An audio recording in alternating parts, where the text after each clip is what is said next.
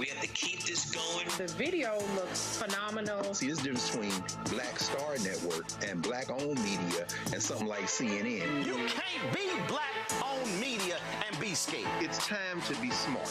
Bring your eyeballs home. You dig?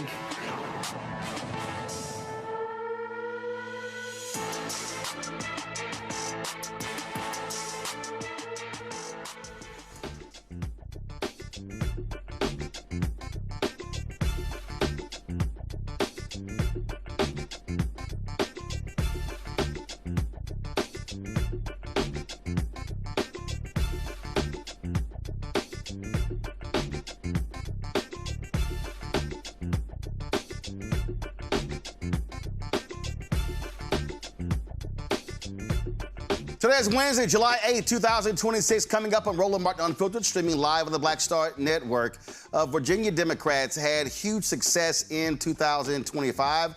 They were led by the first black Speaker of the House, Don Scott. I'll show you what he had to say in terms of what his strategy is moving forward for the Commonwealth. Donald Trump's DOJ sent a warning to state officials in all 50 states and the District of Columbia that they could face criminal prosecution over non-citizen voting, and will send election monitors to 15 states, jurisdictions in 6 states for this November election. We'll examine a new comprehensive multiracial study of the disaffected electorate that shows they are reachable. We'll talk to one of the lead researchers about that. Civil rights attorney Harry Daniels is here to talk about 2 cases: a black North Carolina woman suing a Gaston County Police Department officer and an advanced auto parts employee for wrongful arrest. It left her jobless and homeless. Plus, a black Delaware family wants the body cam video released of the police shooting of 19-year-old Kadir Skinner, who was shot in the back. The stepmother of one of the white teens who was with Nolan Wells before he disappeared explains why she deactivated her social media account. Plus, a twice impeached, criminally convicted felon-in-chief Donald the Con Trump is promoting what he's calling the Freedom Fuel Network, which claims to have the lowest gas prices. But is there a financial connection to the grifter occupying the Oval Office? Plus, more right here as we talk about this attack on Black America. Lots to break down. It's time to bring the funk on Roland Martin Unfiltered on the Black Star Network. Let's go.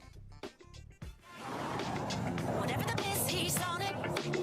Whatever it is, he's got the scoop, the fact, the fine. And when it breaks, he's right on time and it's rolling. Best believe he's knowing. Putting it down from sports to news to politics. With entertainment just for kicks, he's rolling. Yeah, it's on go, y'all. Yeah, it's Roland Martin. Yeah, rolling with Roland now. He's funk, he's fresh, he's real, the best. You know he's Roland Martin now.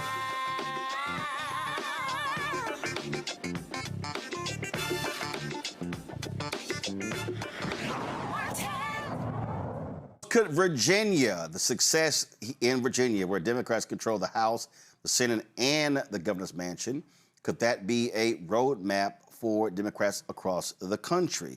But also the investments made in reaching black voters. I talked to the Speaker of the House, Don Scott. We were at the Virginia Democrats Commonwealth Gala about that and other issues. Here's our conversation.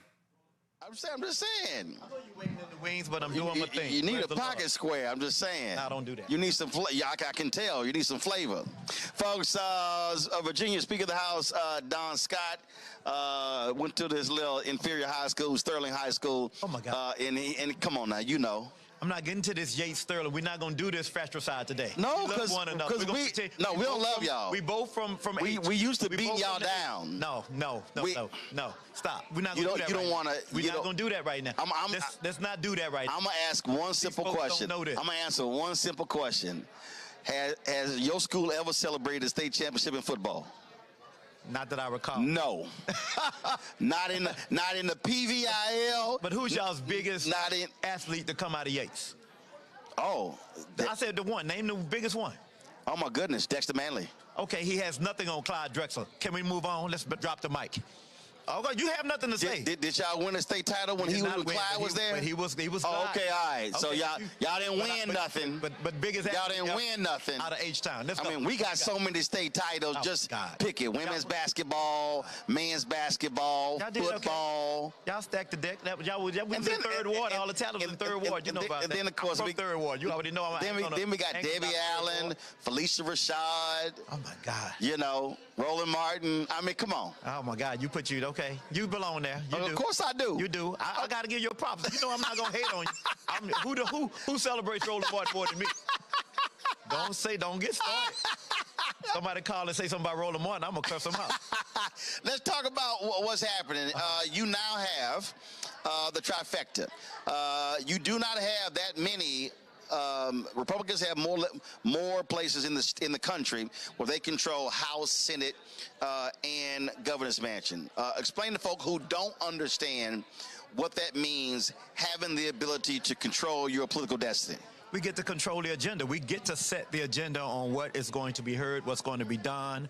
We're going to make sure in Virginia, just look at Virginia alone, in a southern state, the first thing that we did when we got the trifecta is that we made sure that we enshrine a woman's right to take care of her own body, have bodily autonomy, take care of her own medical issues, kept politicians out of the doctor's office.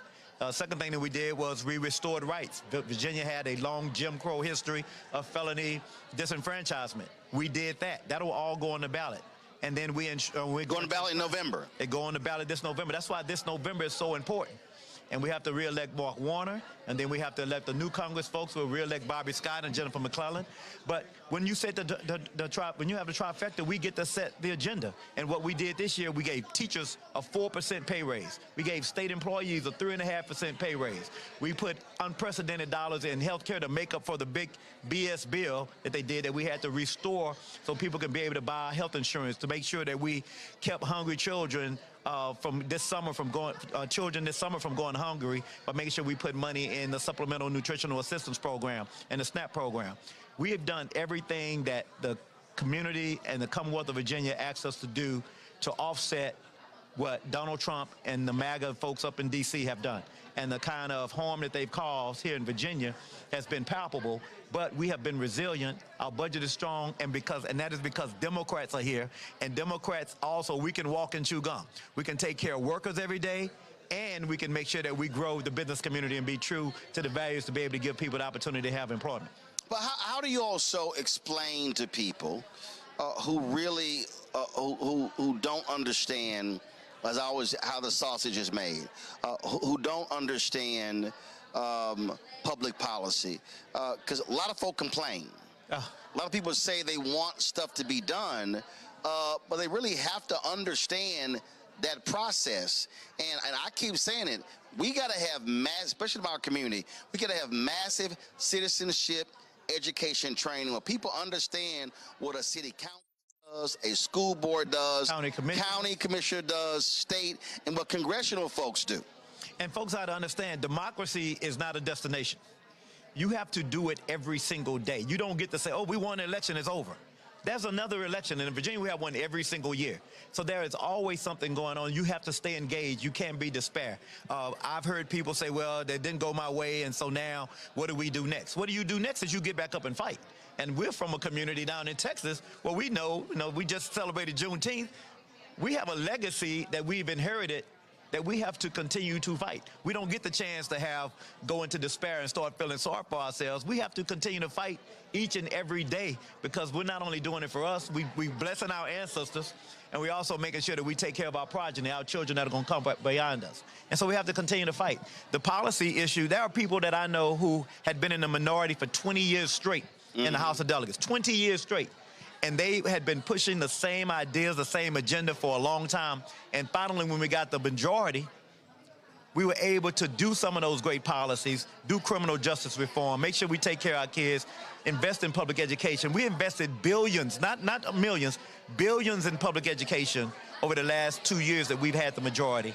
And so I feel like folks need to understand this makes a difference in everybody's life. Right. We need to make sure that we continue. So a couple of days ago, I interviewed Congressman Hakeem Jeffries, Democratic leader, and I talked about, and I said to him point blank, I said that black voters have changed, that you can't use the old model of how you go out and get black folks to vote. I said you're going to have to spend 3 to 4 times as much time, 3 to 4 times as much money, reach out to them, because it's just a different perspective when it comes to voters.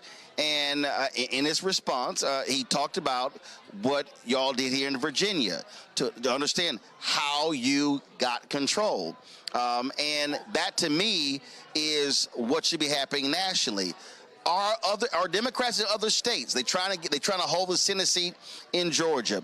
They're trying to capture the Senate seat in North Carolina. Obviously, Texas with Tallarico, Florida. Then you have Sherrod Brown in Ohio. You have Iowa, Alaska, and then of course trying to win the House. Are they reaching out to you and saying, "Hey, Speaker Scott, show us what you did and explain to us how you did it"? You know, sadly, those leaders are not, but the Democratic activists around the country are. The people that want to win and are trying to get engaged, they have reached out to me. So the leadership is not sitting here going... The only leader who has spoken to me consistently is Hakeem Jeffries, to his credit. We have talked several times about what we needed to do, and I've seen him implement some of the things that I've talked about. You got to remember, when I came in, I was the minority leader in 2022. My job was to win 23 in a tough environment where Joe Biden was at 38% in Virginia in approval ratings. We had a very popular governor here, a Republican governor, who was doing everything in his power to keep us in the minority. We won back the majority with a 2-vote majority, 51-49 in the House. That was 100 seats. And then we took that 2023 victory, and then in 2025, with engaging African-American voters in a real sustained, not just waiting until election week, but early on, going into communities over a period of time, engaging Latino voters, engaging Asian-American voters, engaging all voters, because people need to understand black voters want the same thing every voter wants. They want safe schools. They want a resilient economy. They want public safety. They want the same thing. People keep saying, well, what do black voters want? They want a job. They want to work. They want to believe that they have, if they do the work. They want a business. They want access to capital. They have aspirations. They want to be able to start a business. They want to be able to have access to capital. They want to be able to make sure that the playing field is fair. They like James Brown. They don't want nobody to give them nothing. Just open up the door. They get it themselves.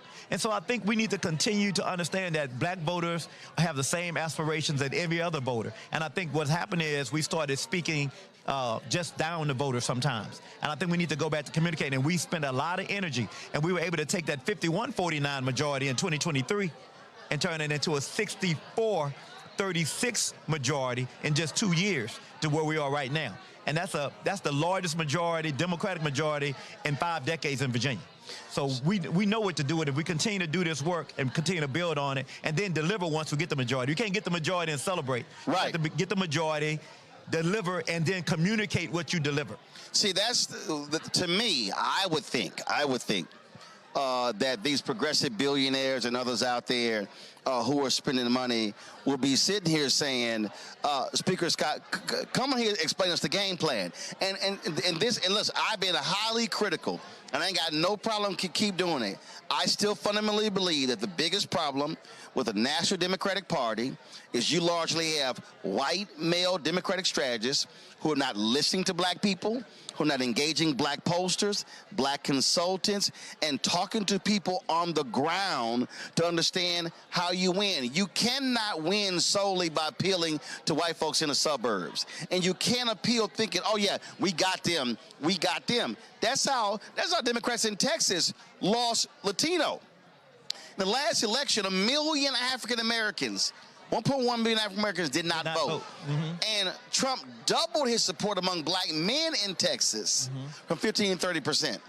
Ashley Etienne dropped a new piece the other day. And so my deal is, if you want to win, you had better learn how to engage this new black voter, because the black voter in 2026 is not the same even when Obama ran in 2008. Totally different. Totally different. And folks have to understand that. And, you know, there is something about, that's why Mandami took everybody by surprise, because we live in these echo chambers.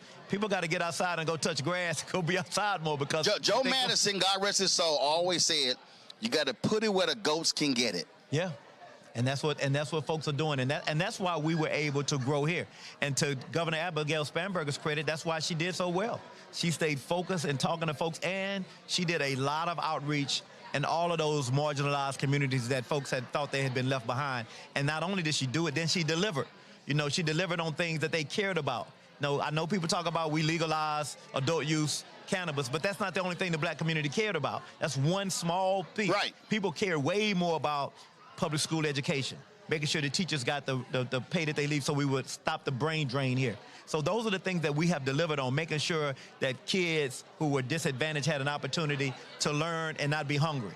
So those are the things that we focused on, making sure that we had access to health care and good health care, making sure that women got the health care that they needed, making sure that she started a men's, I ain't gonna say boys to men and boys commission, making sure that we understand what's happening that's keeping men from achieving, understanding the gender gap between attainment of higher education. These are all of the things that we're focused on. We're not just talking about it, we're being about it, and I think if we continue to do that, we're going to do well. You mentioned Zohran Mamdani, and this whole week, you've had this massive freak out, I really think, because the New York is the media capital of the world. Anything that happens that way.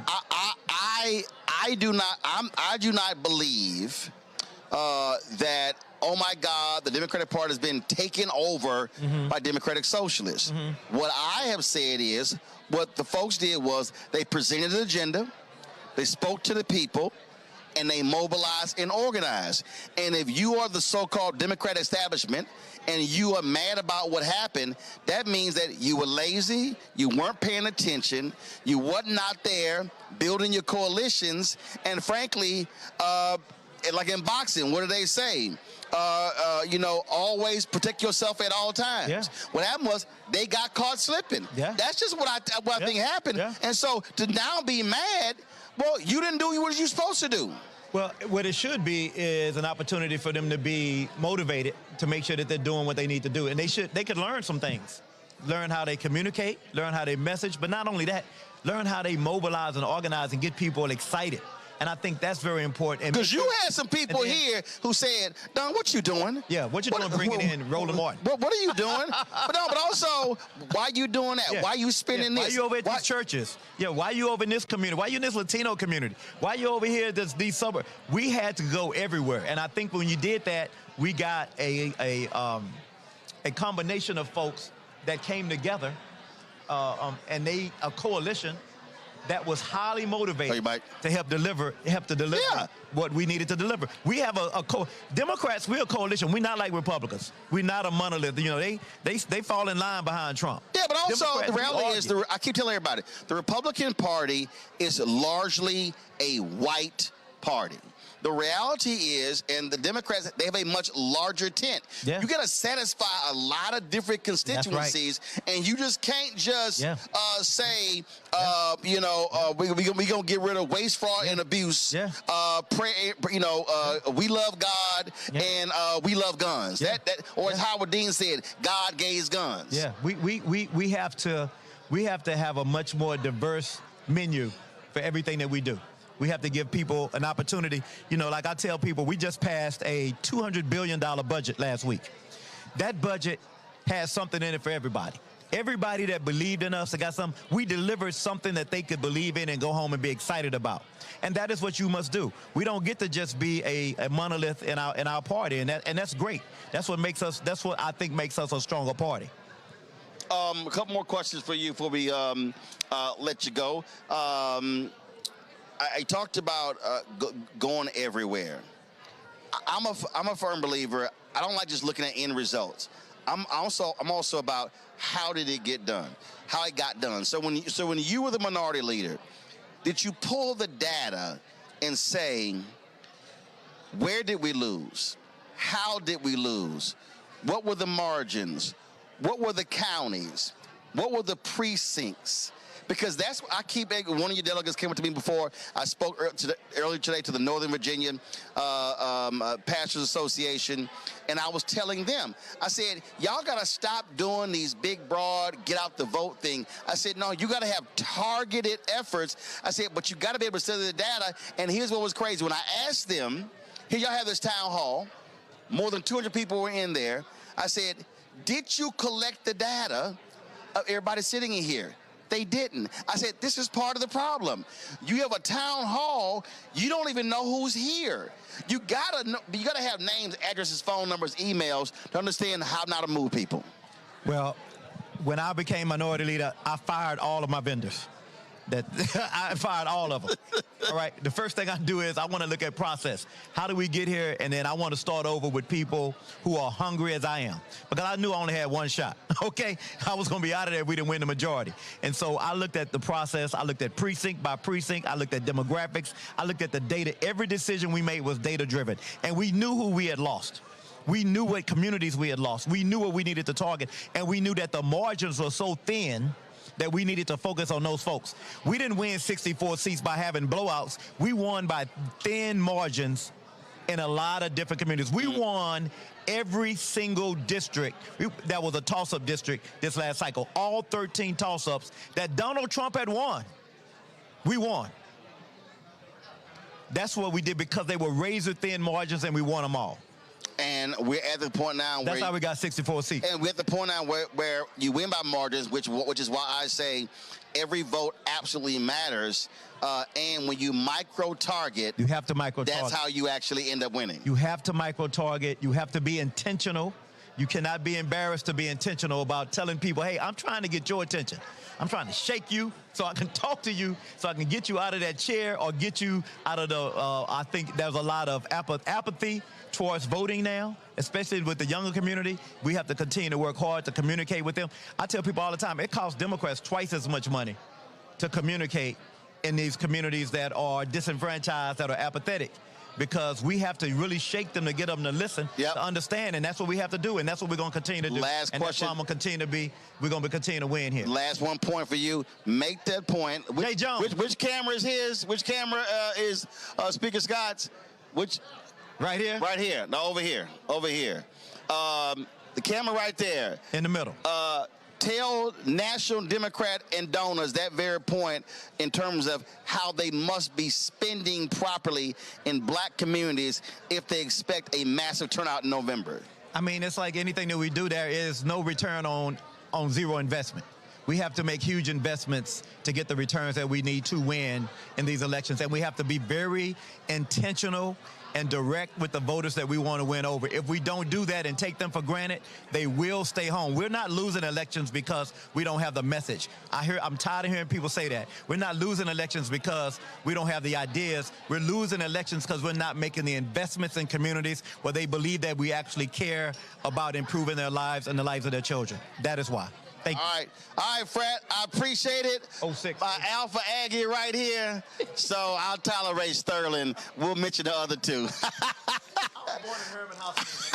Well, I will see. All right, folks, if you want to see all of our interviews from the night, simply go to our YouTube channel and check it all out. Let's talk about Donald Trump's Justice Department continuing to attempt to suppress votes. Again, it is their continuation war on black America. The DOJ has sent letters to election officials in all 50 states and the District of Columbia, warning them that they could face criminal prosecution for allowing non-citizens to vote, even though they already can't vote. The letters were signed by the Assistant Attorney General for Civil Rights, Harmeet Dillon, who is pathetic. It gives states 5 days to explain how they will comply with federal voter eligibility laws and ensure their voter lists are accurate. Dillon announced on social media that the DOJ will deploy federal election monitors to 15 jurisdictions across 6 states during the 2026 primary season. This is what she had to say. In 2026, in this upcoming primary season, the United States Department of Justice Civil Rights Division, as it has done for decades, is this year sending election monitors into 15 different jurisdictions in 6 states.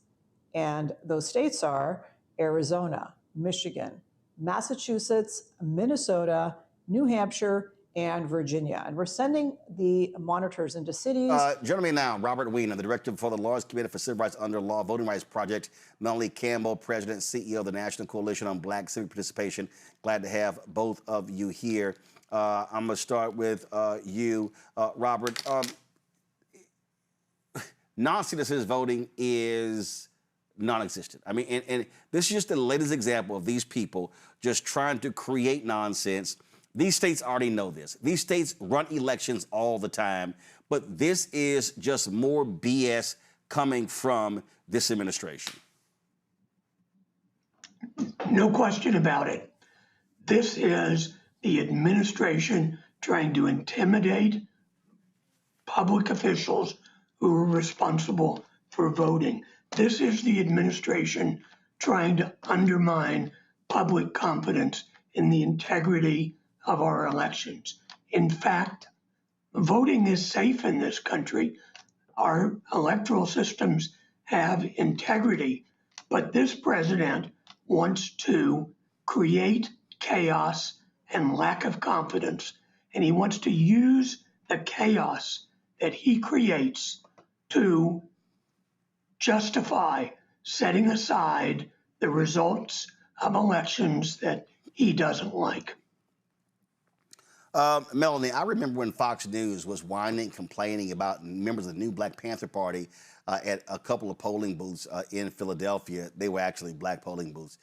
What this here is, as Rob said, is absolutely voter intimidation. That is their aim, and they want to scare people from showing up. Oh, most definitely, Roland. And the reality is, this is just the beginning of the chaos. One of the things that we know that was tested was what they did in Georgia when they went into Fulton County and snatched ballots.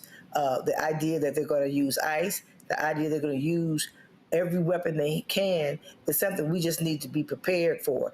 And the question is how to make sure that we're prepared for it. It's very different when you have a federal government using legal, not legal, but using law enforcement, federal law enforcement agencies to actually try to hijack this election. So the idea that DOJ is going to send monitors is just another tool that they're using against the idea of free and fair elections. And so we have to try to do all we can to fight back. I know the Lawyers Committee love you all so very much, and the legal organizations are doing all that they can, but we also have to have our own front line, if you will, in these polling places. They know that people who are non-citizens aren't voting, but that's not the point. The point is, as has been mentioned, is intimidation to get folks not to show up. The point is what they did with the Haitian community and going after the Haitian community. And their idea is they can shave off. I was listening to your interview just a few, right before this, where the reality is elections are won, on the margins. You get enough of shaving away of fear and intimidation, people just won't even show up at all for fear that they can run into law enforcement and harassment, or even being jailed for no reason. So we've got a big fight ahead, but the enemy's showing the hand. We have to be prepared for it. Absolutely. And again, look, voters have rights. And I've said this here, Robert, that, they're calling for these Republicans to be monitors. Well, guess what? Progressives and independents and others got a right to have election monitors, too. We got to show up, Just the fact of monitors, it would not be troubling by itself. We had monitors when I was in the Justice Department. We monitored 800 communities in 2024. But when you put it in the context of the threats to voting officials, when you put it in the context of threats to cut off funds to jurisdictions that don't toe the line, then you have to say, we have to look at monitoring very closely. And we have to make sure that it is done properly, impartially, that it is done well. And, the problem with elections in this country is not who is voting. The problem is who isn't. And that's what we should be devoting time to make sure that everybody who is eligible is registered and that they get out and they vote. Melanie, we made it perfectly clear. If you want to see this nonsense end, the only way to shut it down is at the ballot box. That is to overwhelm ballot boxes nationwide. And that's it. We have to overperform in this election. We have to turn out in presidential election numbers, if you will. And that's the work. That's the hard work between now and when early voting starts. And assume that we have to also have our democracy defenders.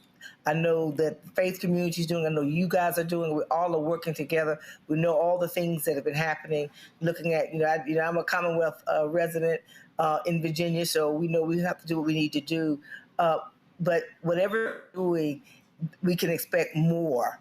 And I'm with you that monitors normally wouldn't be a problem, but if you're monitoring to intimidate people, that is what you're coming in there to do. And if they show up with ICE agents, if they show up with FBI, all these things that they have at their disposal, the rule of law is not something that they are interested in.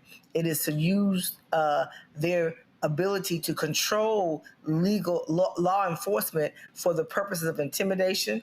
And we've lived for a year and a half of this now, and even people losing their lives. So we have to be prepared for that at that ballot box and make sure that we have as many folks there as possible to be on the front line of protecting folks' right to vote.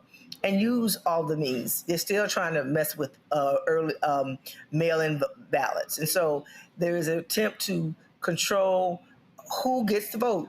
And so we know it, and we're going to have to keep fighting for it. And the only way, you're right, that we're going to be able to change it is to change who controls those power levers. Indeed. Rob, we're going to, Melanie Cameron, we appreciate it. Thanks a lot. Thank you. All right, folks, I want to bring in my panel right now.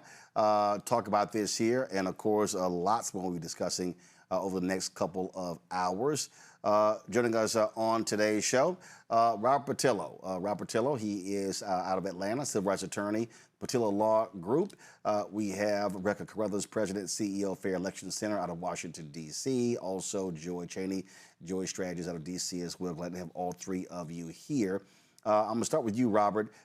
Trump is really, they've been going after Fulton County. They got denied trying to get the addresses and the names of the people who work there. I mean, this idiot is he's butthurt because Joe Biden kicked his butt in 2020 and he lost Georgia. He keeps yelling it's rigged. There's no evidence whatsoever. And so you take this, you take them threatening to withhold terrorism funds from states who don't do what they want to do. I mean, this is, when we talk about rig elections, what Donald Trump and the Republicans are trying to do, they're trying to rig the November election so Republicans can win. The best thing about Donald Trump is he tells you exactly what he's doing. Whenever he accuses someone else of something, that's exactly what he is doing. So he says we stole the 2020 election. That meant he was planning on stealing the 2024 election, the 2026 election, and the 2028 election. When he says someone else is corrupt, remember when you talked about Hunter Biden? He has been hundreds of billions of dollars more corrupt than Hunter Biden could have ever imagined being corrupt with his charisma or with his paintings, etc.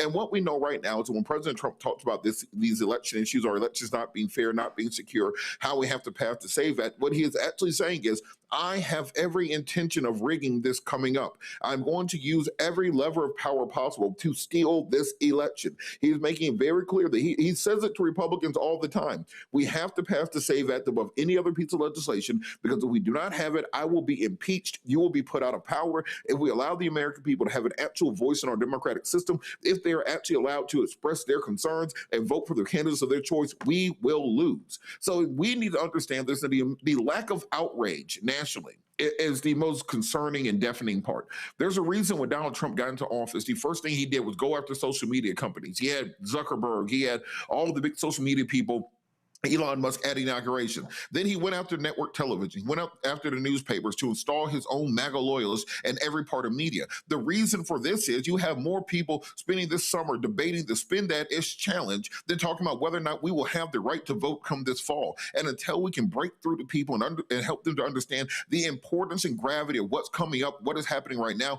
we're not going to be able to break through. And the first place we have to go is to all these MAGA celebrities who decide to perform for President Trump at America 250. And say, well, if you're going to be taking that check from President Trump, I need you talking about voting rights the remainder of the year. You got to make your money however that is, but I want you going out here and using that money to make sure we are informing our people and turning out the vote for November. Rebecca. States are already doing their constitutional role. Their constitutional role is to make sure that they are correctly administering state and local elections. They're correctly administering federal elections that happen within state borders. States are able to properly vet, to determine, to make sure that those who are registering the vote, those who are casting their ballot, are indeed eligible to register the vote and are eligible to access the ballot box. The reason why we see this particular president, and the reason why we're seeing this puppet Department of Justice that has virtually cleaned out all of its voting rights attorneys who have been there for decades, who are steeped in constitutional law and steeped in voting rights and election law in this country, the reason why the Department of Justice fired all of those people, the reason why the administration is hell-bent on making sure that voters who are eligible aren't turning out is because they know that their policies aren't popular. The point is this, is that anyone in this country that is eligible to vote should be able to register the vote and cast their ballot and for their ballot to count. And unfortunately, this president doesn't want any of those things to happen. Joy. That's absolutely right. The other thing I think that is clear is that we have to make sure our groups are ready. So I want to make sure that our civil rights organizations, our fraternities, sororities, whomever, that we're working in concert with other groups who are also being impacted. Are we educating our voters? Are we registering voters? Are we making sure people are working as poll workers? Are we doing all of that? Are we giving money such that we can have ads, social media ads, TV ads, whatever way we need to do it? Are we buying time during Love Island and other, BS television that we watch? I was doing work actually for Melanie, and we were doing some work where we were pulling up Nielsen ratings. African Americans spend more than 40% of their time watching TV. This is more than any other group. So are we taking those opportunities? We can have a debate about whether that is a good thing. But are we taking our time and saying, we're going where the voters are, and we're going to be putting our resources? I feel like we're talking a lot, and we know what needs to be done. But just like they did in Virginia, they didn't just talk about it. They actually did it. They fired anyone they needed to fire. They hired who they needed to hire. They actually went forth and implemented it. One of the things this administration is so good at is distracting everyone to make you think there's nothing you can do, so you don't do the things that you can do. We have to focus. We cannot do everything, but we have to say, how much money do we have for our social media platform buys? How many videos are we doing? How many people are they reaching? Roland, you talk about that all the time. How many people are you reaching? Or how much money are we spending on Black media to reach people? How much money? And when we get there and when we have those, are we talking tangibly about what they need to do? We can't just talk about what the Justice Department is doing. They're doing it to intimidate. We have to say, guys, they're going to be there. They're going to do even worse things. We have to be prepared no matter what you show up. We have to be that tangible, credible voices if we are going to overcome them in November. All right. Folks, hold tight 1 second. When we come back, more on Roland Martin Unfiltered right here on the Black Star Network. All right, folks, let me tell you about Chapter. Now, if you're on Medicare or about to be, the system is not set up to work for you. Too much fine print, too many plans, and too many people making money off of your confusion. And look, we're used to this. We're no strangers to systems that don't have our best interests at heart. But we don't have to accept it when it comes to Medicare. That's why I'm telling you about Chapter. Their advisors are independent and honest. In fact, they're the only Medicare advisors that compare every plan nationwide. And they're focused on one thing: what works for you. If there's a better plan out there, they'll find it. If you're already in the right one, they'll tell you that too. There are no games. Just last year, people who switched with Chapter saved an average of $1,100. It's 20 minutes and a real person. It's completely free. My parents actually have already called. My mom sent me a text. Folks, Give Chapter a call at 724-264-8281, 724-264-8281, and connect with someone you can trust. Folks, these are the kind of services that we need for our audience here at Roland Martin Unfiltered and the Black Star Network. So call Chapter right now, 724-264-8281.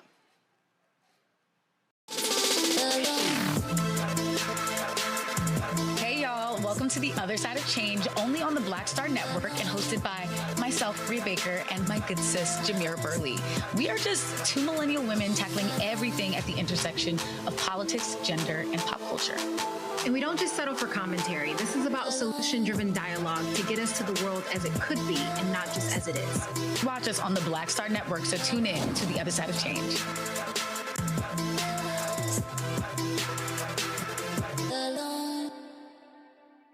With medicine and science under attack, I want to keep you and your family informed and healthy. I'm Dr. Ebony Hilton, and I knew at the age of 8 that I wanted to be a doctor.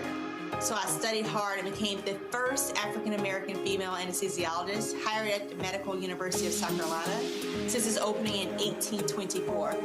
And I always say I was made into a doctor, but I was born to be a mom. And as a new mom, wife, sister, daughter, and friend, I understand how frightening a medical crisis can be. I care for individuals on some of the worst days of their lives, and it's my mission to provide you with a safe space to gain clarity on issues affecting your mind, body, and soul. I recognize that there are health disparities, particularly as it pertains to race, and I want to help bridge the gap between you and your healthcare providers. Join me every Thursday for Second Opinion on the Black Star Network, where each week I'll invite experts from various medical fields to share the latest health news. We'll discuss topics such as the vaccine debate, mental and sexual health, medical bias, infertility, menopause, andropause, nutrition, and aging. Together with my medical colleagues, we aim to provide you with a second opinion. Don't miss it, Thursdays only on the Black Star Network. This is Tamala Mann. And this is David Mann, and you're watching Roland Martin Unfiltered. The Wisconsin Supreme Court ruled that guardianship records for ineligible voters remain confidential. The case has been in the court since 2022. It stems from attempts by conservatives for years to overturn President Joe Biden's victory in Wisconsin over the twice impeached, criminally convicted felon-in-chief, that con man Donald Trump. The Wisconsin Voter Alliance, a conservative activist group, claims the number of people ineligible to vote doesn't match the count on Wisconsin's voter registration list. The organization wants counties to release the records when someone was deemed ineligible to vote, arguing those records are public. An attorney for Walworth County says they cannot do that without releasing names and addresses of those people. The Supreme Court agreed, ruling that the records are private and do not need to be released. All right, folks, many polls indicate that millions of people are frustrated with politics and question the value of voting. In fact, if you look at this recent Jubilee conversation, Governor Wes Moore debated a group of 20 non-voters. However, the conversation lacks a focus on solutions. A comprehensive multiracial study of the disaffected electorate shows that they are reachable. These individuals are more likely to take action when they feel a sense of belonging and can see the tangible impact of their efforts. Sojourn Strategies, Ariel Research Partners, and Richard Shafranek discovered that 35% of the U.S. electorate, approximately 85 million people, are considered disaffected, characterized by high levels of disillusionment and low levels of trust in government and politics. Lead researcher Dr. Katrina Gamble, the CEO of Sojourn Strategies, joins us right now. I'm glad to have you here. Katrina, one of the things that I have always said when I travel this country, and I come into face with a lot of people, folks, high income, middle income, low income, people who know politics, who don't. And what I often get from people is that they say, I don't know what to do, I don't think it matters. And what I'm often trying to do is connecting the dots, getting them to understand on a micro level how this one thing you care about actually, there's a line that's local, that's city, that's school district, that's county, that's state, and that's federal. Give us a sense of what you discovered doing this study. Right. Thanks for having me, Roland. And absolutely, we want to understand as several of your previous speakers said, how do we get the people who aren't voting voting? And we all understand that people are frustrated with elections and politics and even government right now. And what our research was focused on understanding is not just are they frustrated, but who are these people first? And second, what are the pathways to actually bring them back into the voting and civic engagement process? And one of the key things that we found is that, as you said at the top, that this is nearly 35% of the electorate is feeling this way, and that this feeling of disaffection is grounded in real experiences of distrust and frustration with elections and politics. And so the solution to bringing people back in is going to require something more than just simply quick message testing and things like that.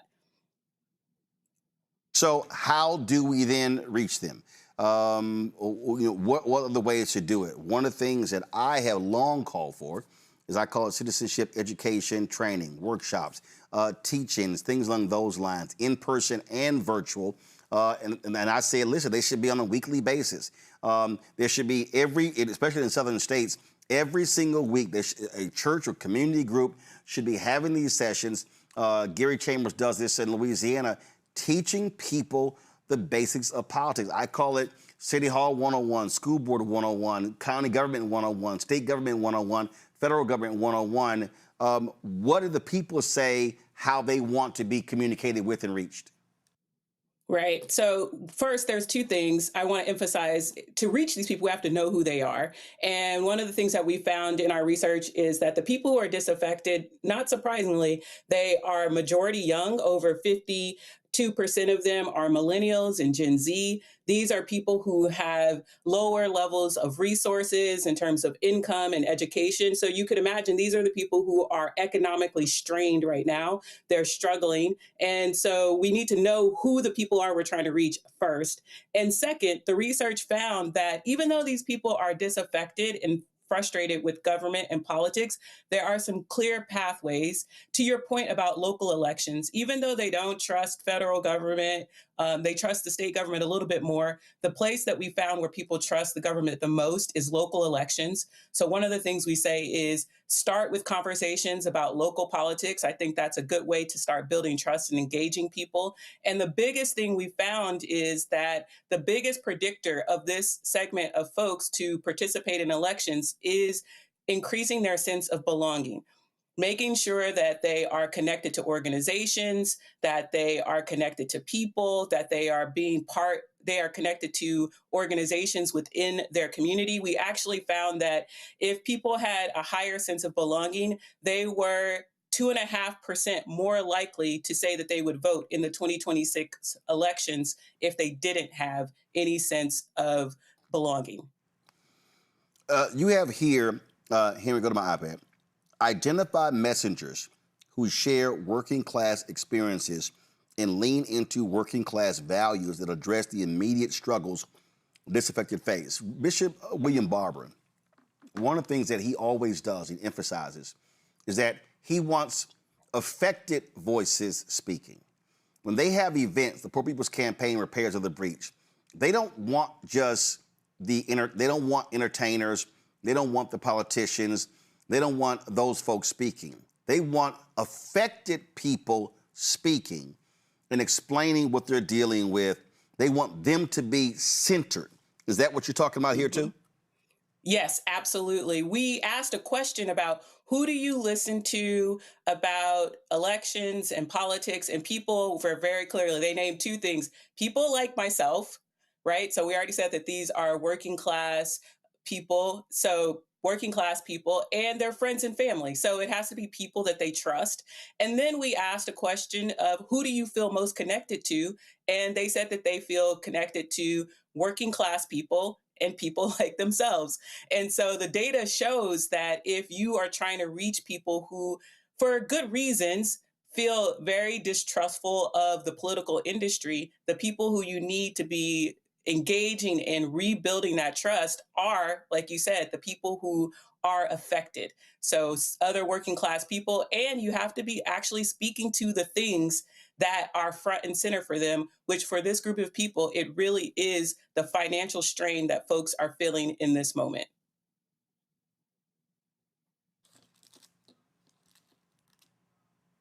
Rebecca? Katrina, thank you so much for being on the show tonight. So here's my question. With this study, with this research that you're releasing, what's the feedback that you're getting from it? Are you hearing from politicals? Are you hearing from parties? Are you hearing from organizations? Are people generally receptive? Do they understand the importance of this type of research? Yes, we've presented this research at a couple of different places since it's been released.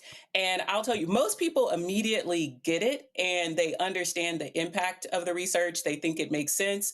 It's not surprising in this moment where people are feeling deeply isolated and frustrated that the solution to bring people back in is to engage in community building, trust building in small spaces, to bring people back into a process that they feel like has failed them as election cycle after election cycle. So people understand it. The biggest thing that we're hearing from folks is that how do we shift the work that we've previously been doing that is like super transactional, dropping into Black communities and communities at the last minute with a quick ask to vote. How do we get funders and other folks who are invested in campaigns to shift their strategy to actually investing in the type of work that allows organizations to go in and do the community building that Roland was mentioning and building that type of trust to then move people to the ask about voting. You have to actually invest more deeply in the process if we want to bring those people who are already on the margins back into the process. Joy? Did you all do anything that kind of did a cross-section of socioeconomic status for each of the people that you were researching and talking to? So like, do people at, different economic strata, do they have different young people, do they respond differently? Yeah, so the biggest thing that I think was different about our research project that I'll name is that this research project was over a 4,000 person sample, and we intentionally had a 1,000 person sample from each of the major racial ethnic groups: white, Black, Latino, Asian American. So we didn't do just a simple oversample of people of color because we wanted to deeply understand how different communities are experiencing frustration and their experience with democracy in this moment. And the interesting thing that we found is that this sense of disaffection, it is a sentiment that exists across race. So Black, white, Asian American, Latinos, this is a major problem regardless of race. But what we did find, to your question, Joy, is that yes, this is something that is especially prominent among young people. Over 30-something% of millennials are feeling this sense of deep distrust and frustration with politics, and a large segment of Gen Z are feeling that same way. Okay, but before I go to Robert. And it was regardless of, no, go ahead. One go ahead, follow-up. Go ahead. It was regardless of their socioeconomic status? Because I think that's a good point. Yeah. Like young people, regardless of socioeconomic status, or did you all measure that? Yeah, we did. The disaffected electorate also tend to be more working class. Over 30% of the folks who fall into that 35% segment are actually people who make incomes less than $30,000. So the people that we're talking about, they're younger, and they're people who are struggling financially. In terms of to that particular point, when you talk about disaffected, and did you ask them, or did they articulate where they are getting their information from, or are they also out of the information loop? Most of them are getting their information from social media, especially young people are especially getting, when we ask questions about where you're getting your news, the vast majority are getting their information from social media channels. That's where people are getting their information. And to this point, most of them do not trust most news sources. And so they're getting their information from the channels that they follow and the people that they trust, and whatever information is moving through those vehicles. So television and some of the other like newspapers, especially for young people, very few of them said that they were getting their information from those particular news sources. Robert? Thank you so much for all the work that you're doing. It reminded me of the work about 30 years ago, a political philosopher out of Atlanta, Andre Benjamin, and his seminal work, Get Up, Get Out, where he said, they're telling me to get out and vote. Why? Ain't nobody running black but crackers, so why I got to register? I can think of some other stuff to do. And I articulated the nascent concerns of the disaffected youth of the 90s, particularly of African-American males, about the transactional nature of voting, the idea that whether you vote or not, you're going to have a similar outcome. So why bother doing so? What emphasis do you think the current political parties need to place on actually providing a articulable roadmap to young people to motivate them to vote? It's hard to say, well, if you vote now in 2026, then maybe in 2028 you can vote again, and then maybe by 2030 we can get something done. It's difficult to motivate people with that when they want immediate change and immediate handling of their current concerns, because there's very few people on the national level actually having conversations about the needs of Gen Z and younger voters in particular, but we expect them to turn out at these like Obama 2012 numbers to vote. Absolutely. And I'm actually, I really appreciate you naming this idea of voting specifically, because that was one of the other really big findings we found in this research. We went into it assuming that people who feel disaffected, that they are apathetic and that they mostly have checked out of elections and politics altogether. And what we actually found is on a number of other measures of civic participation, that they are as active as people who are not disaffected. So they are actually more likely to say that they were going to sign a petition or participate in a boycott in the last 12 months than people who are not disaffected. The thing that they're not doing is voting. And so the reason why they're not voting is because, and we did this in our focus groups, we talked to them, is that they feel like that it doesn't matter. So they're making choices to do the things that they believe can actually affect change. And some of those things are donating to mutual aid and like working directly with people in their communities, joining boycotts and things like that. And so if we are going to do the work of bringing these folks back into the actual action of voting, there are several things that people are saying. They want politicians to actually deliver on their promises. A lot of them articulated that I showed up and I voted and people said they were going to do all these things and then nothing happened. And so I chose to focus on my family and take care of my community. So we need people to actually deliver on the things that they're promising. And they want to make sure that they feel seen. A lot of the people that we talked to in the focus group said things like they're there making decisions and they have no idea what it's like to live paycheck to paycheck. And so they're looking for people who can understand their experience and are actually delivering on the promises that they make when they're running for office. See, when I hear all of that, and I get it, I totally understand it. And this is where, again, I believe lack of political understanding is part of the issue. For years, I'll go back to 2008. I remember being on Wanda Sykes' short-lived show on Fox, her talk show, and she said, well, we did our part. And I said, no. I said, voting is not your only part. You have to stay engaged after the election to put pressure on these folks to do what they said they were going to do. And I've done this on radio shows in numerous places. And folks are sort of like, wow, really? I'm like, yeah. Two, as you were talking about folks who say, well, I just don't think it matters. Or, well, they were supposed to do this here and then it didn't happen. Also, I think a lot of people don't understand, you might vote for said person. Let's just say school board or city council member. But if it's 9 council members, that person's gonna need 4 other votes. You gotta get 5 out of the 9. And what I've encountered are a lot of people who really don't understand that, yes, you might vote for an individual, but there are other pieces of this political thing. If you say I voted for this person for president, and if you voted for the Democrat, but the Republicans control the House and the Senate, guess what? A lot of your stuff ain't gonna get passed. And so was that showing up, and did they speak to that in terms of what is gonna be required to walk people through the reality of what politics really is about? Because I just think, again, and I've been encountering people for years, Katrina, I just think people just go, oh, well, I elected so-and-so, nothing changed. Well, they're one of 200, if they're in a majority in the House, one of 218. Black people were mad. Democrats, they ain't done nothing with George Floyd Justice Act. No, it passed the House. It didn't pass the Senate. And so, did you see that in this survey?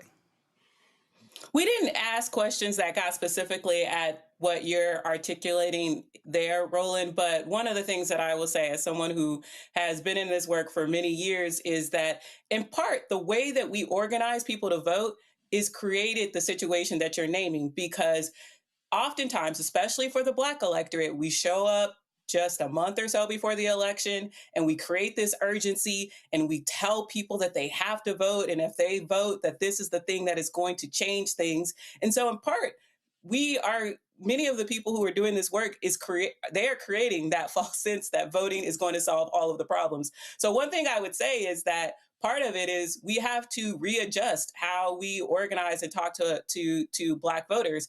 The other thing is that over the course, not just in this survey, but in other research that we've done, is that we have found when people are, to your point, brought into organizations where they are a part of a community, where they are developing their own civic education and leadership development, they understand their agency in the process, not just with voting, but other forms of civic action, that they're much more likely to be engaged. So I agree with you that the solution isn't just voting, that there are other things that need to be done, but I think it's part of the job of the people who are doing work around the political industry and political education to make sure that people understand the full process, understand their power in this process, and bring them into organizations that can show them how they can have an impact, hold people accountable outside of elections. And I think people are actually looking for that. From some of the things that people said in the focus groups, they're saying that they want to be more connected to their community. They want to be a part of organizations where they feel seen and they have a voice. But many of them are articulating that they don't have those spaces where they live, or no one is inviting them into those types of spaces. You know, there's a book that I'm actually, literally, we are writing it and editing it right now. It's called Black Forward, where I talk about this very thing. And one of the things that I have been really focusing on, and I talk to Bishop William Barber a lot, and I'm always talking about how we have to go from micro to macro, how we have to look at this thing totally different. Again, I grew up, the reason I am politically astute, the knowledge that I have, is it wasn't top down. It was because my parents were co-founders of a civic club. That was as micro as you can get. And I often talk about in my speeches where I say you can't have a great nation without great states. Great states require great counties. Great counties require great cities. Cities, neighborhoods, blocks, streets, houses, families, one person in the house. And then it goes in reverse. Individual, family, neighbors, street, block, neighborhood, city, county, state, nation. And I think that when we're talking about this notion of belonging, I really do believe that it has to be micro. And the micro piece has to be community driven. And then when you start dealing with people with community driven issues, then they begin to learn, oh, wait a minute, that's the county. Oh, that's the city. Oh, that's this department. Oh, that's not, okay, we don't call the police chief. We don't call the deputy chief. We actually call the district commander. You actually begin to learn how politics works. And you begin to learn how all of these things are all interconnected. And I read about that in the book, that this is what it's going to require And it's also going to require these vote organizations, and I've told many of them as well, you can't, we built up these massive institutions only around the elections, and soon the election is over, they disappear. I said, no, they have to actually now switch into now policy role. And if you're going to be having these rallies and meetings, collect the data and now keep the folks involved after the fact. But yeah, if it's only you approach somebody and saying vote, vote, vote, and they don't understand the process and also how long things may change, then they are going to be ticked off when they see nothing happens. No, I agree with you 100%. And to your point of having to start micro and build macro, that's exactly what we found is that many of these people are very isolated. A large number of them say that they have very few friends, nearly a majority of them. And we had a whole list of types of organizations for fraternities, local community groups, different types of organizations. Many of them are not connected to organizations at all. So these are people who are very isolated from community. But when we ask them, over 52% of them say that they want to be more connected to their community. So it's not a lack of desire. I think that it's a lack of access to community. And so the way that we move people to engage despite this frustration and distrust is, to your point, we have to rebuild the civic infrastructure in this country. We have to start building what I like to call civic homes, places where we're creating deep senses of belonging and connection for people. And then we're providing trainings for them to understand their own agency and leadership in this democracy, and a place where they can work with other peoples in their community to actually have an impact. When people have the ability to do that together and they can see where they can win, they can see where they can push. Even if they don't win, they can see how they can get different elected officials to react to them. They start to understand their power, and that's how you can get them to engage in all forms of civic action, including voting. But with people who have this level of distrust, we can't just show up on their door in October and say, "Hey, will you vote?" It's definitely not going to work. The data shows that, and we can look at past elections, and we're seeing that when we show up in these last minute for people who have this deep distrust, they're not going to just show up to vote. You have to invest in this type of rebuilding of the civic infrastructure and creating deep sense of belonging to bring people back in. Last question for you. I remember I was invited to a black male dinner with Vice President Kamala Harris at the VP's residence. November 2023. And I remember saying to her point blank, and then I said it to Quentin, the deputy campaign manager, and I said it to Cedric Richmond, I said it to others. I said, guys, listen, I said, if the election is in November 2024, I said, January to the end of July should be I said, you should be having a litany of what I call educate, enlighten, inform discussions, where you literally are telling people, we accomplished this, walking them through these things. I said, you should have city council members, school board members, county commissioners, state reps, state senate, members of the House, holding I'm talking about thousands of town halls everywhere. You should have your volunteers. You talk about these civic groups having these small conversations as well to walk people through what you did. Because one of the things we saw in the data, there were a lot of stuff that Biden Harris did. People had no idea they did because they did a horrible job as a White House explaining to people.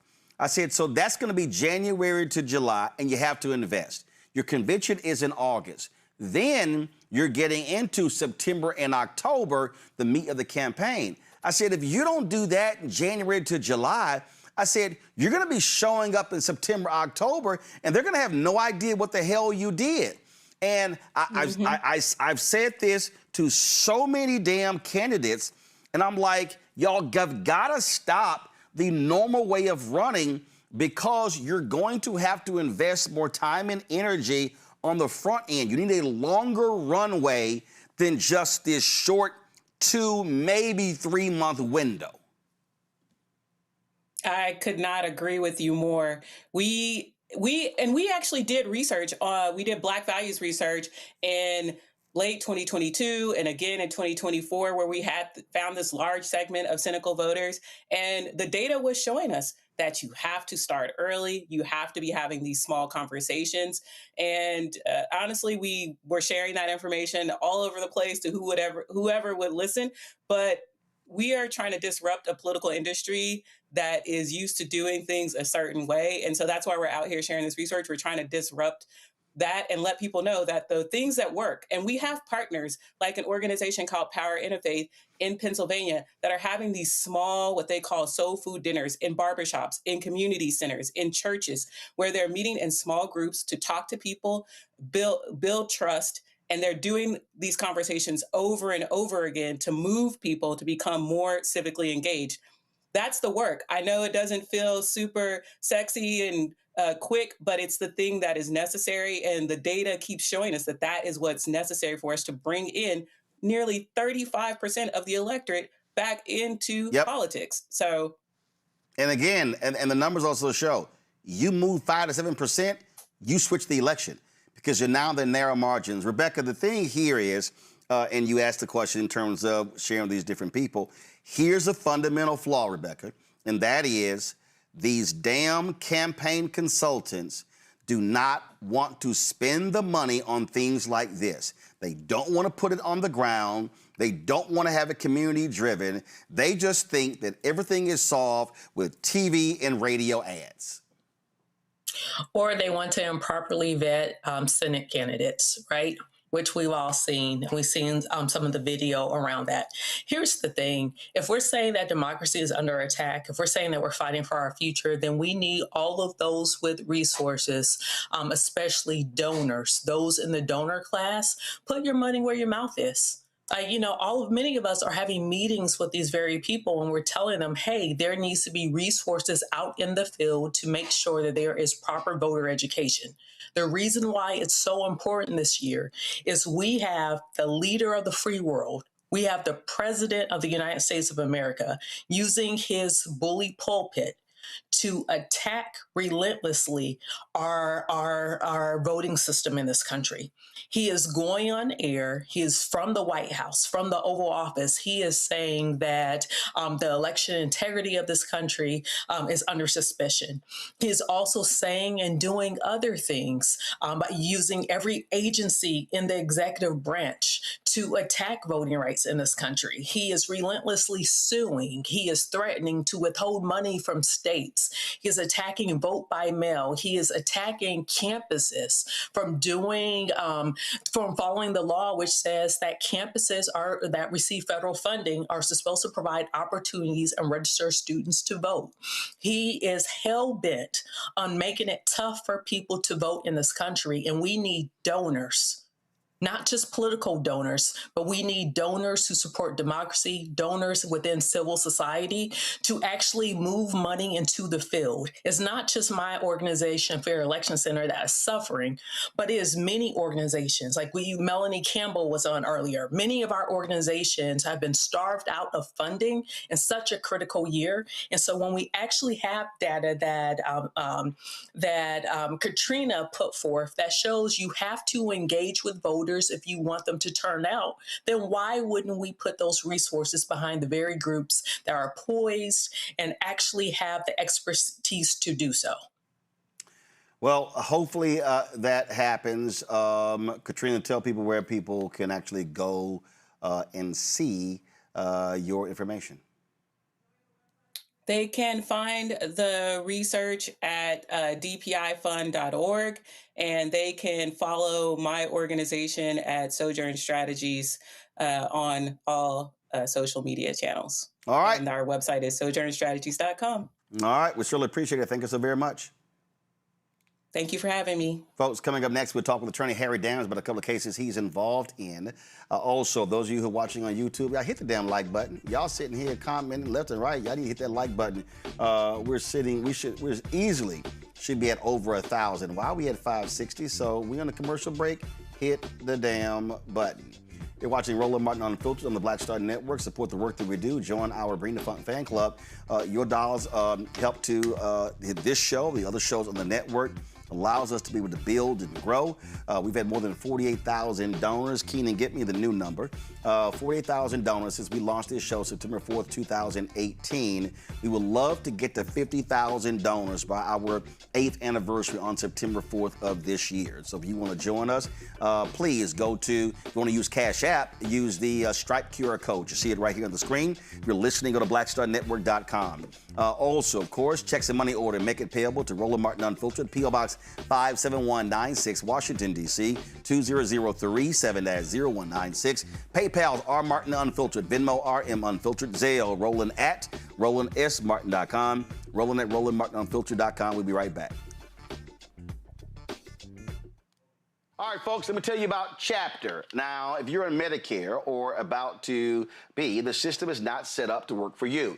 Too much fine print, too many plans, and too many people making money off of your confusion. And look, we're used to this. We're no strangers to systems that don't have our best interests at heart.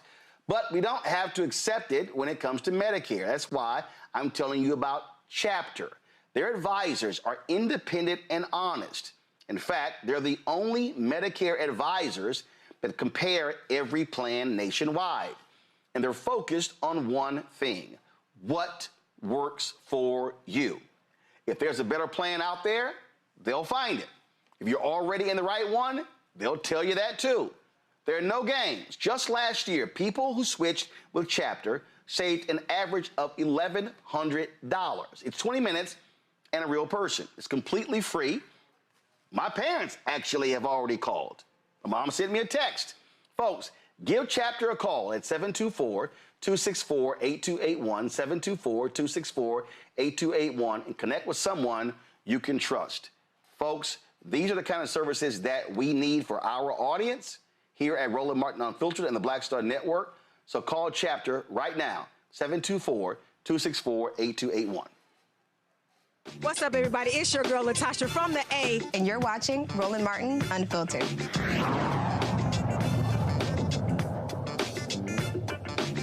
Carolina black woman files a $15 million lawsuit against Gaston County and Advance Auto Parts after false accusations and arrest.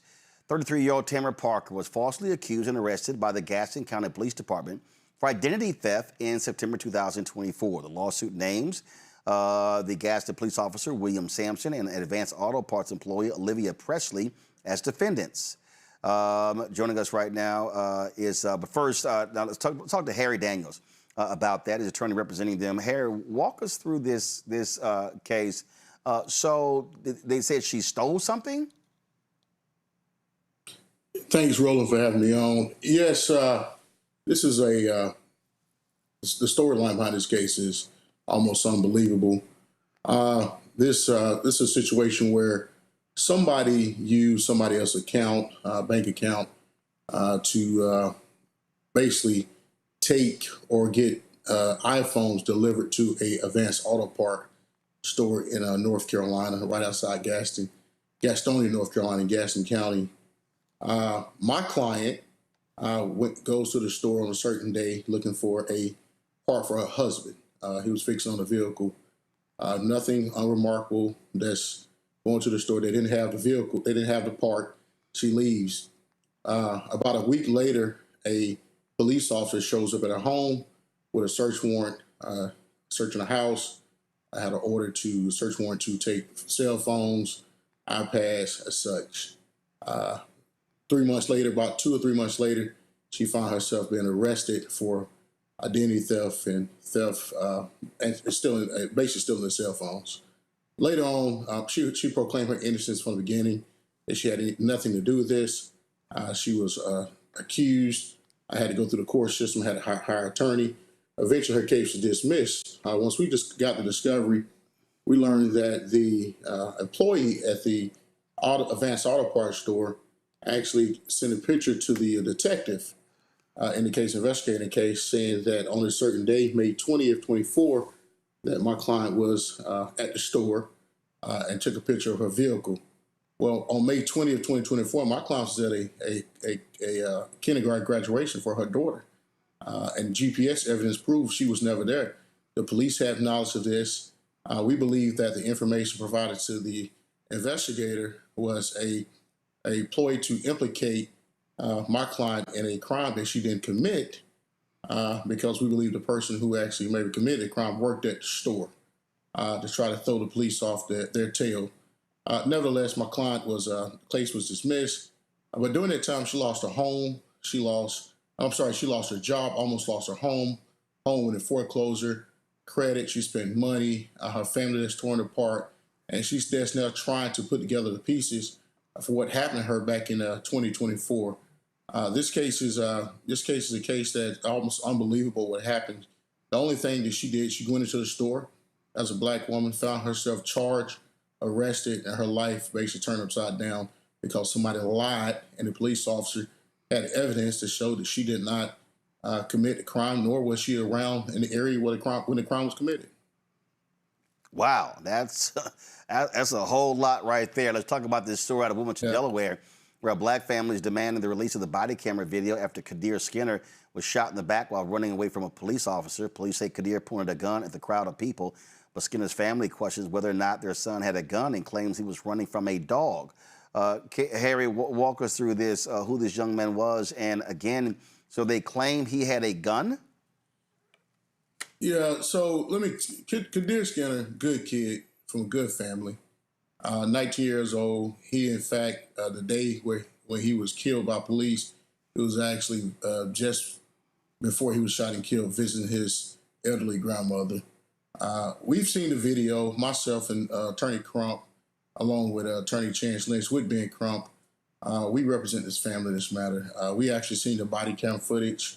The body camera footage hopefully be released to the public real soon.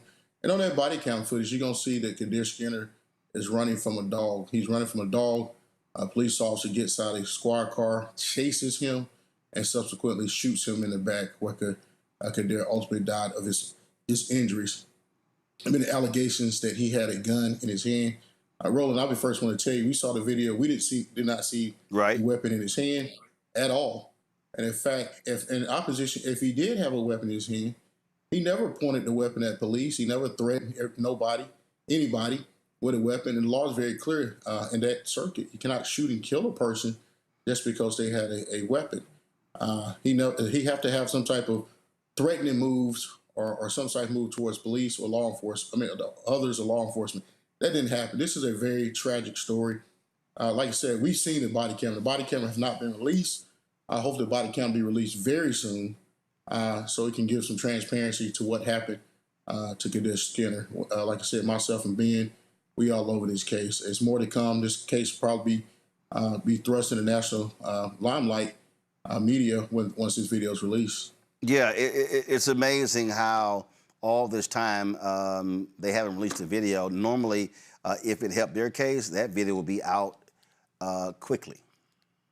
Yeah, it doesn't help their case at all. I mean, this video it doesn't help their case. I mean, this video shows exactly what some of the witnesses said. He was running from a dog. You know, it's riding while black, shopping while black, boating while black, never running from a dog while black. You know, I don't know why the most dangerous thing to police officers is a black man running away from him. And this young 19-year-old kid with a whole life ahead of him, gunned down, and is premature. Should never been shot at all. And it's unjustified and it's inexcusable. And we hope that we can deliver some measure of justice to this family. All right, Harry Daniel, surely appreciate it, man. Thanks a lot. Thanks, Roland. Take care. Folks, the investigation into the death of 19-year-old Nolan Wells is ongoing, and increasing speculation online is focused on one of the families linked to the July 4th boating trip. Ashley Cole, a judge on Mississippi's 16th Chancery Court, the stepmother of Warren Hudson, one of the white teens who accompanied Wells on the trip to Horn Island before he disappeared, issued a public statement after deactivating her Facebook account in response to the growing rumors about her family. Yeah, this is what she wrote. Our family, along with the community, grieves the loss of Nolan Wells. Our thoughts and prayers are with Nolan's family. Our son, Warren, loved Nolan dearly. Unfortunately, I feel that it is appropriate for our family to dispel some rumors with facts based upon the social media attention that is being diverted away from the Wells family and their loss. Yes, I deactivated my Facebook. Given the very heightened emotional state of social media right now, I fear for the safety of my child and my children. My husband and I have 6 children, and we covet their privacy. We do not believe it is appropriate for our minor children's photographs to be circulated throughout the internet, presenting potential threats to their safety. I graduated high school with Christine Wells Wansley. We are from the same community. I have the utmost respect for her and all of the Wells family. We mourn the loss of Nolan with them. Our prayers have been and will continue to be with them.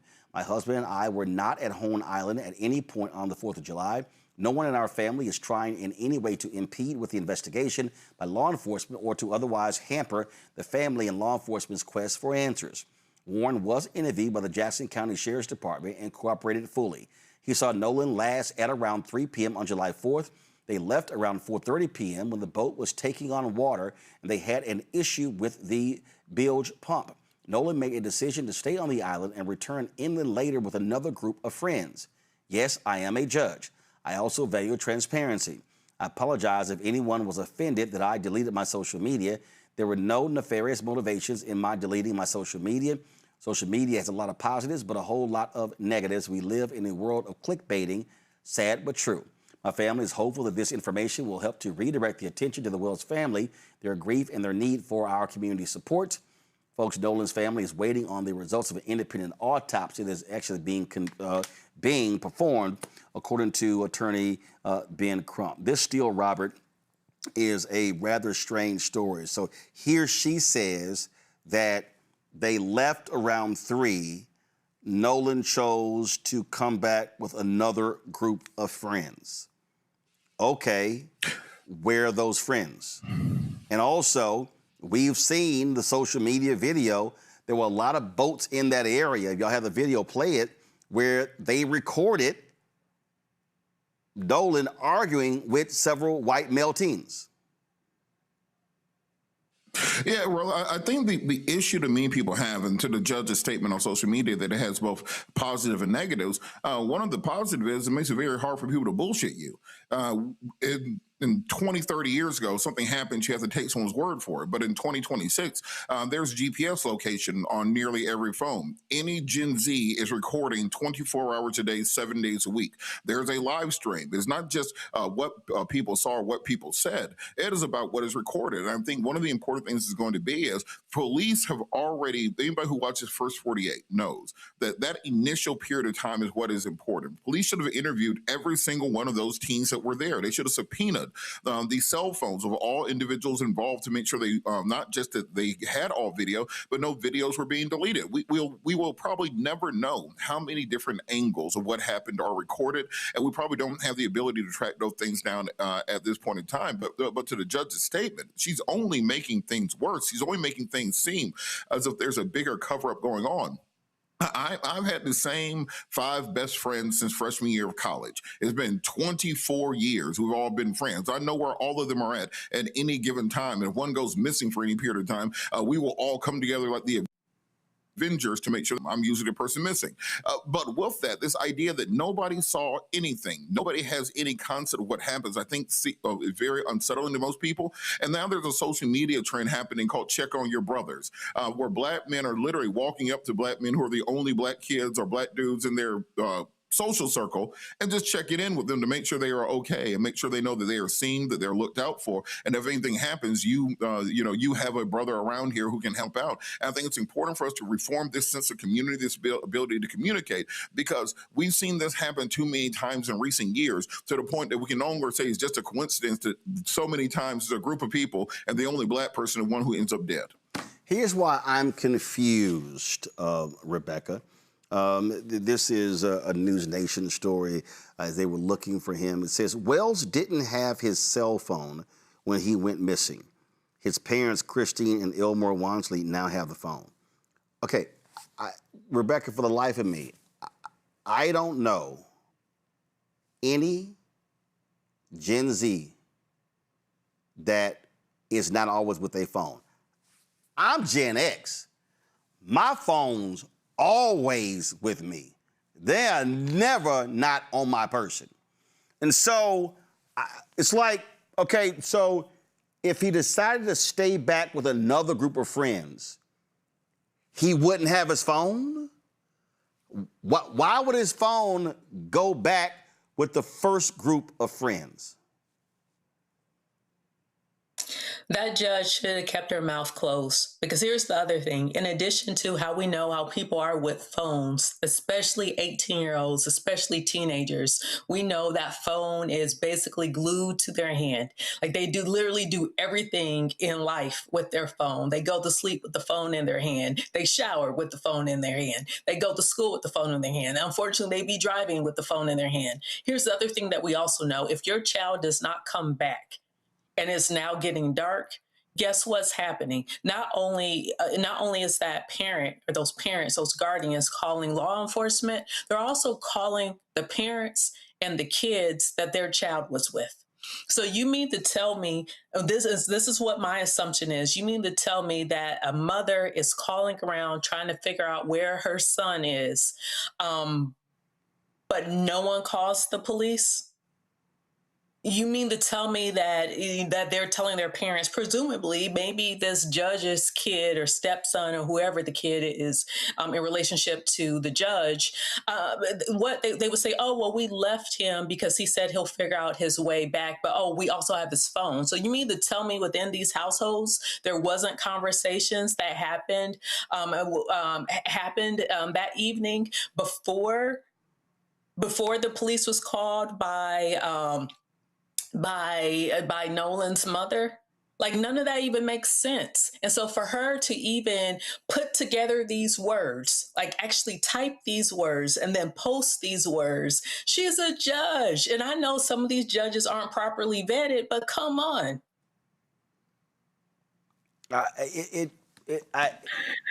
All of this is baffling to me, Joy. And again, I'm just going to start with, if a person decides to stay back, they don't let you take their cell phone.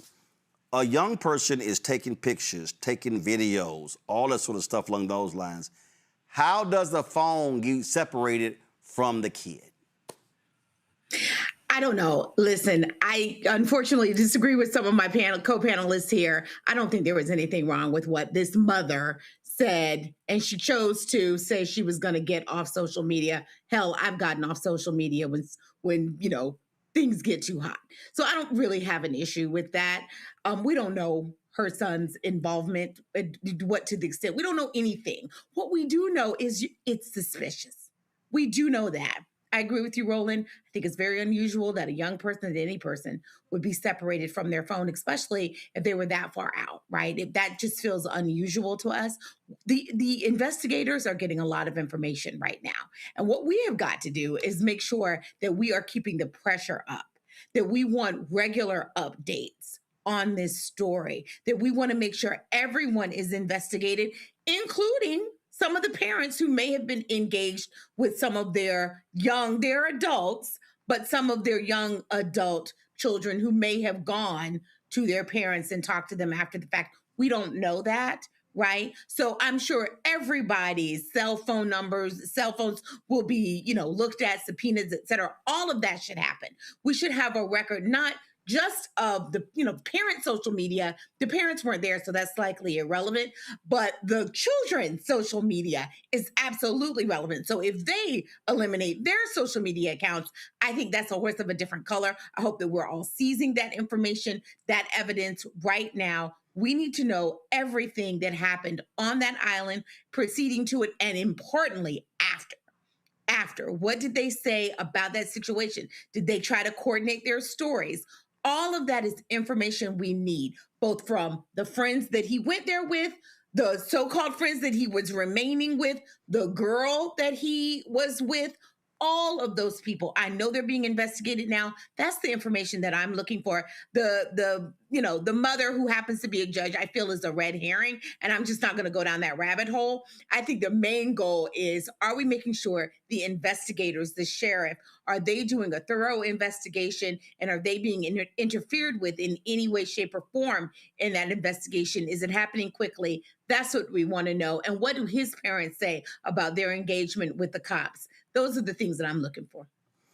We certainly will continue to cover this case. Time to go to break. We come back. Republicans love talking about illegal voting. But why is it every time we talk about folks who vote illegal, it's a Republican, such as Texas Attorney General Ken Paxton? That's next. Roland Martin Unfiltered on the Black Star Network. All right, folks, let me tell you about Chapter. Now, if you're on Medicare or about to be, the system is not set up to work for you. Too much fine print, too many plans, and too many people making money off of your confusion. And look, we're used to this. We're no strangers to systems that don't have our best interests at heart. But we don't have to accept it when it comes to Medicare. That's why I'm telling you about Chapter. Their advisors are independent and honest. In fact, they're the only Medicare advisors that compare every plan nationwide.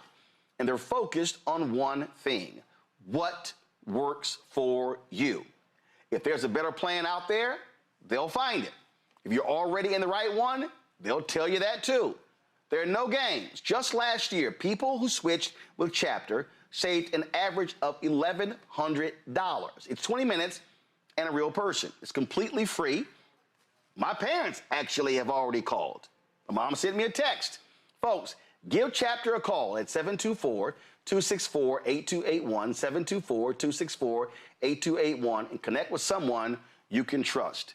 Folks, these are the kind of services that we need for our audience here at Roland Martin Unfiltered and the Black Star Network. So call Chapter right now, 724-264-8281. I'm Ryan Wilson, CEO and co-founder of The Gathering Spot, and you're watching Roland Martin Unfiltered on the Black Star Network. Folks, crusading MAGA firebrand Texas Attorney General Ken Paxton, who built a career hunting down so-called voter fraud, may have committed some of his own 6 times.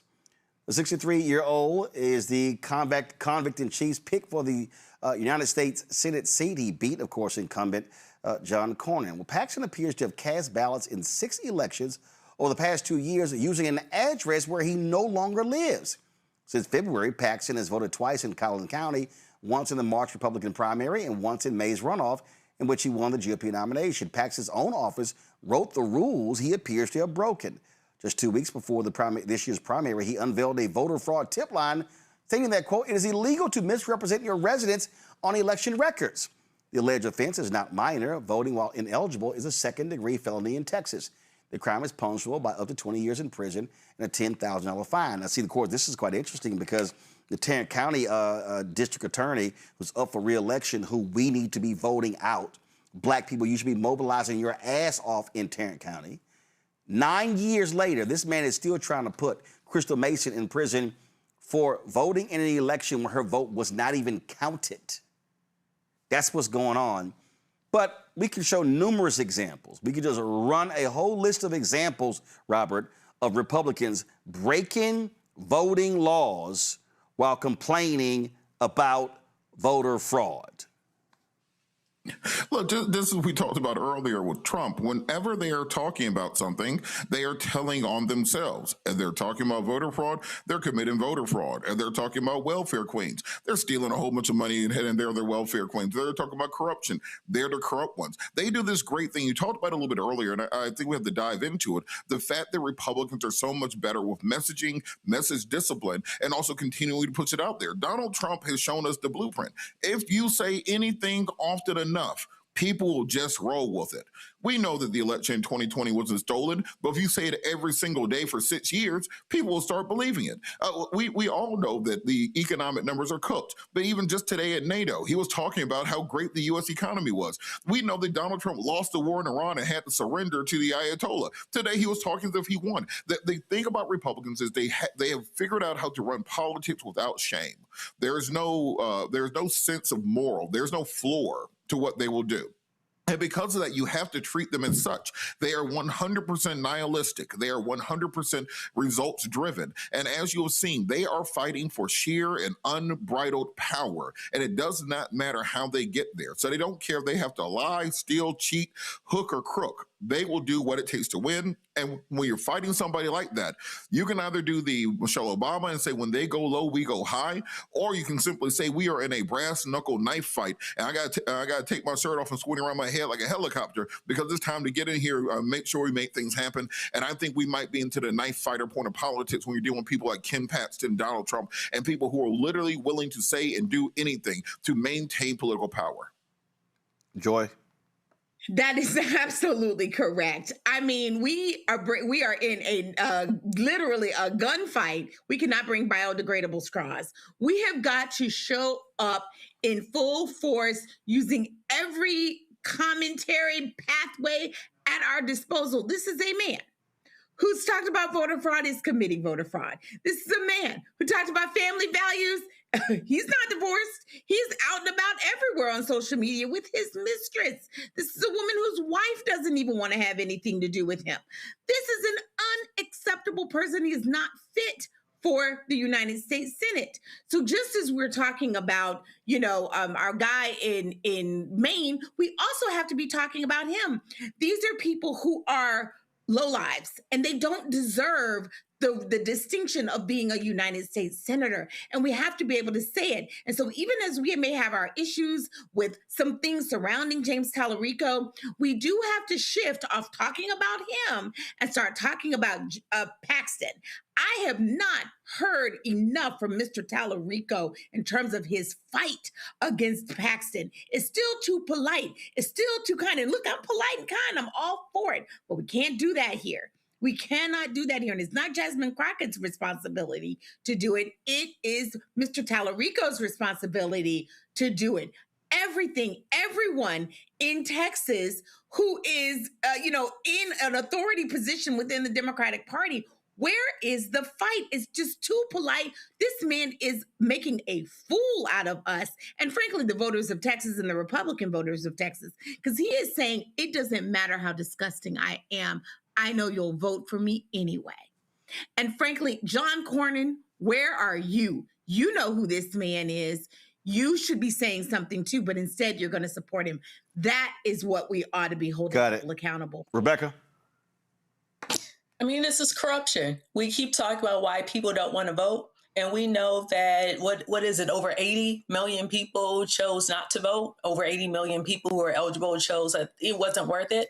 It's because of things like this. You literally have someone who is doing corrupt things, who is in charge of making sure of enforcing laws in Texas, who created specific laws in Texas, or who pushed for specific laws in Texas, especially around voting rights, and then is in violation of them. That's corruption. That's why many folks choose not to vote in this country, because they see elected officials like this. So to Joy's point, should Cornyn say something? Yes. It shouldn't just be Democratic elected officials or Democratic candidates speaking out against this, but it has to be people who are elected officials, period, regardless of party, to say, hey, this is wrong. This is corrupt. Yeah, they're not going to say that. No, because of white power. Not going to say it. They're wimps.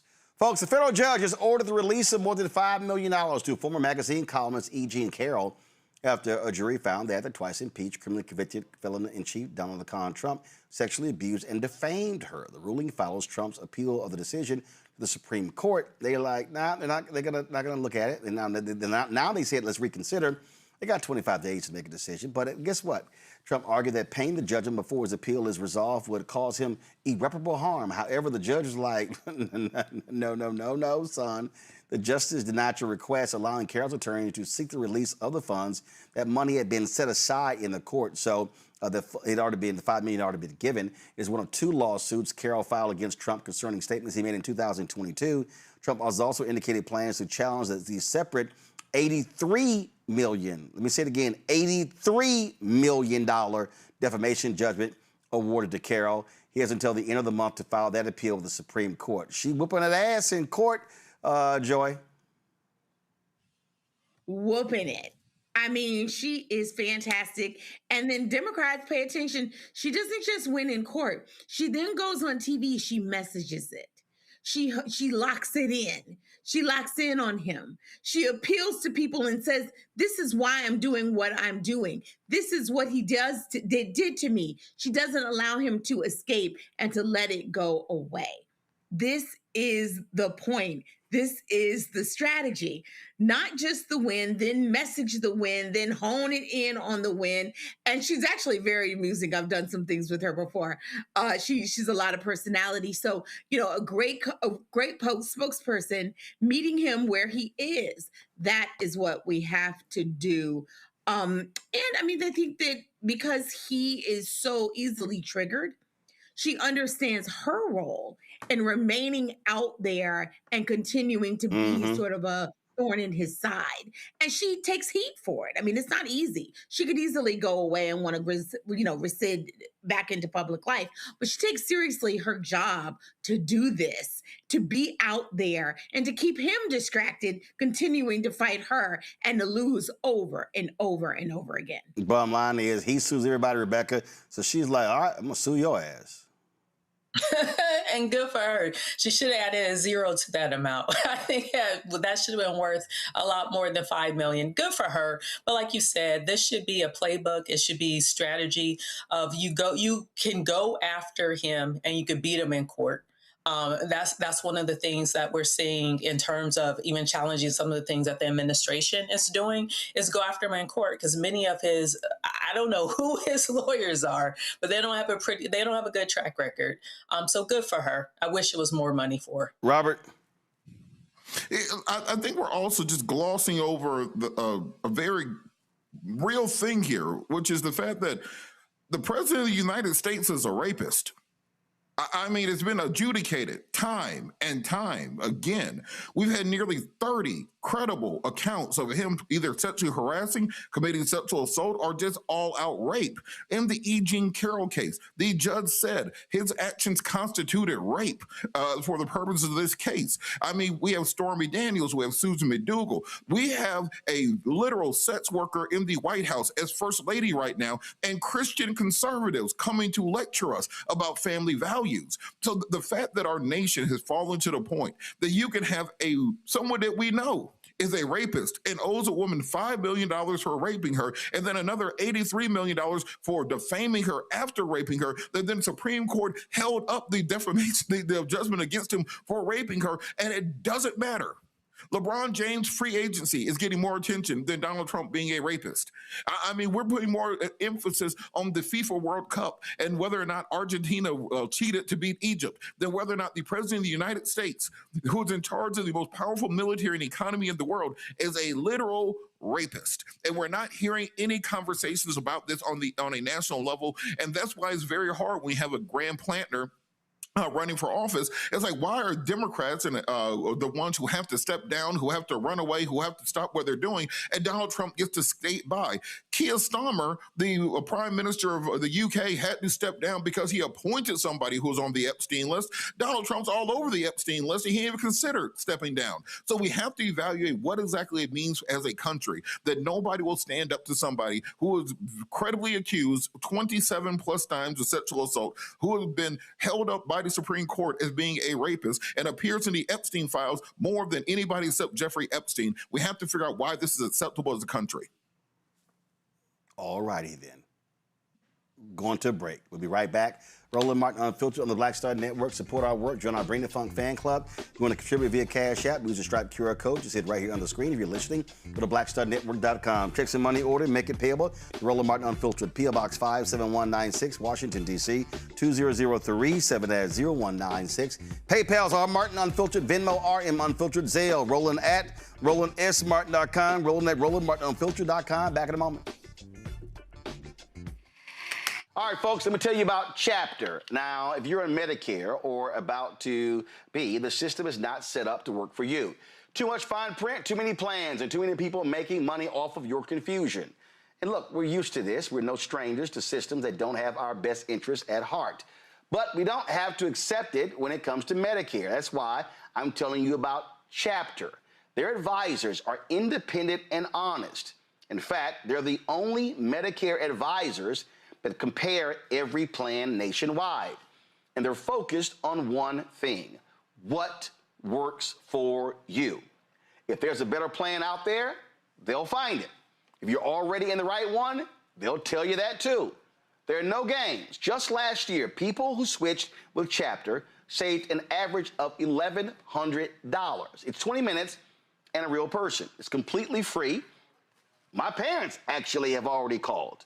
My mom sent me a text. Folks, give Chapter a call at 724-264-8281, 724-264-8281, and connect with someone you can trust. Folks, these are the kind of services that we need for our audience here at Roland Martin Unfiltered and the Black Star Network. So call Chapter right now, 724-264-8281. Hey everybody, I'm T.D. Jakes, and I want to encourage you to watch Roland Martin Unfiltered. It'll blow your mind. All right, folks, the Treasury Department is scrapping plans to feature Harriet Tubman on the $20 bill. In a recent interview with Spectrum News, Treasury Secretary Scott Bessent explained why. Treasury is still planning to put Harriet Tubman on the $20 bill? We are not at present. And can you explain, I guess, the difference? I was at your briefing, I think, a month or two ago when you held up the $250 bill with the president. Why are those on different tracks? Well, of course, first of all, the 250 requires an act of Congress because you can't have a living person, and it was to commit for the 250th anniversary. For us to change on an existing bill, whether it's a 1 through 100, takes many years in advance. Folks, Ohio Congresswoman Joyce Beatty released a statement regarding this decision. She said, in all my years, I've never seen an administration so hell-bent on erasing black excellence from American history. Harriet Tubman was an American hero. She risked her life for freedom and shaped our nation. We're seeing another attack on black history and the generations of black Americans whose courage built this country. This is the same playbook from removing the portrait of the first black four-star general, Daniel Chappie James Jr., to attempts to erase the history of slavery from our national parks. We cannot rewrite history, and we cannot ignore it. We must confront our history, learn from it, and ensure we never repeat its darkest chapters. I fought for years through my Woman on the 20 Act to ensure our nation's currency reflects the full story of America. My fight doesn't end today. Donald Trump may try to delay progress, but he cannot stop it. Harriet Tubman's place in the American story is permanent, and I will fight with every breath until her face on the $20 bill. This is just a continuation, as I keep saying, Rebecca, of their war on Black America. Yeah, absolutely. Like if they're saying that we don't have enough time to make this change, wasn't this over 10 years ago in the making? So isn't 10 years more than enough time to make this particular change? Go ahead, Rebecca. I'm sorry. Are you finished? So I know if you were finished. Go ahead. Yep, I'm finished. My point is, look, they had 10 years. There's been 10 years in order to make this change. And for the Treasury Secretary to say, oh, that's not enough time, that's ridiculous. I mean, at the end of the day, we get it. It's white supremacy. They're at their last grasp of white supremacy. When it's done, when it's over, we're going to rectify everything that needs to be rectified in this country. But this is crazy. Robert? You know, at this point in time, because I was on the Hill when President Trump, what was the first thing they did? I was on the Hill when they took Jackie Robinson out of the U.S. Military Museum. We were there when we saw them attacking the Smithsonian Museum of African American History. We've seen them try to remove the names of African Americans and any achievements in U.S. history, calling it woke ideology. We've seen them rename bases that were previously named for Confederate generals, and has found a workaround to give them the same name but take away the name of the Confederates who were behind it.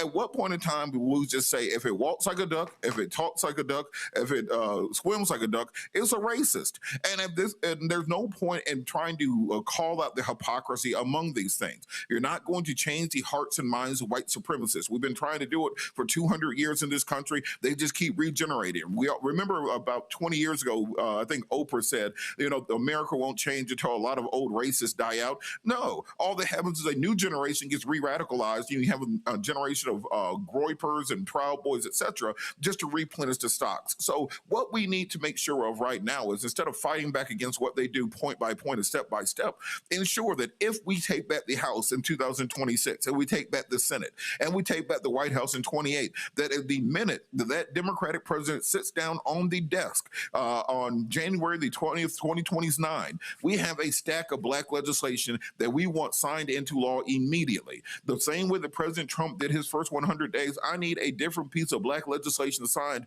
2 times a day for 100 days and passed directly through the Congress, no questions asked. I don't want to hear anything about a bipartisan committee, etc., because until we put these things into law, unassailable, unrepealable, except for by an act of Congress, we will keep seeing these things happen and we will be erased from history.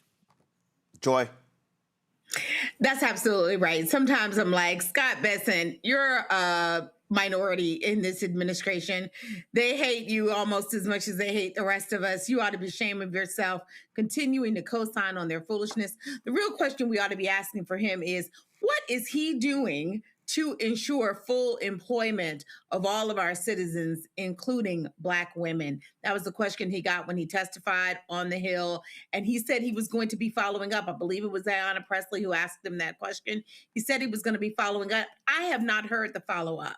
Okay, I have not heard the follow-up. Last time I heard he's talking about Black women, he's talking about not putting Harriet Tubman on the $20 bill. This is a relatively small issue, symbolically large, but, you know, in terms of the lives of people, so I want to acknowledge that. But this is why we have to vote. If you care about this, or if you care about full employment, or if you care about paid leave, or all of the Black bills that Robert has said that we need, you have to win. And in order to win, you got to have people vote in November. It's the same thing we've been talking about.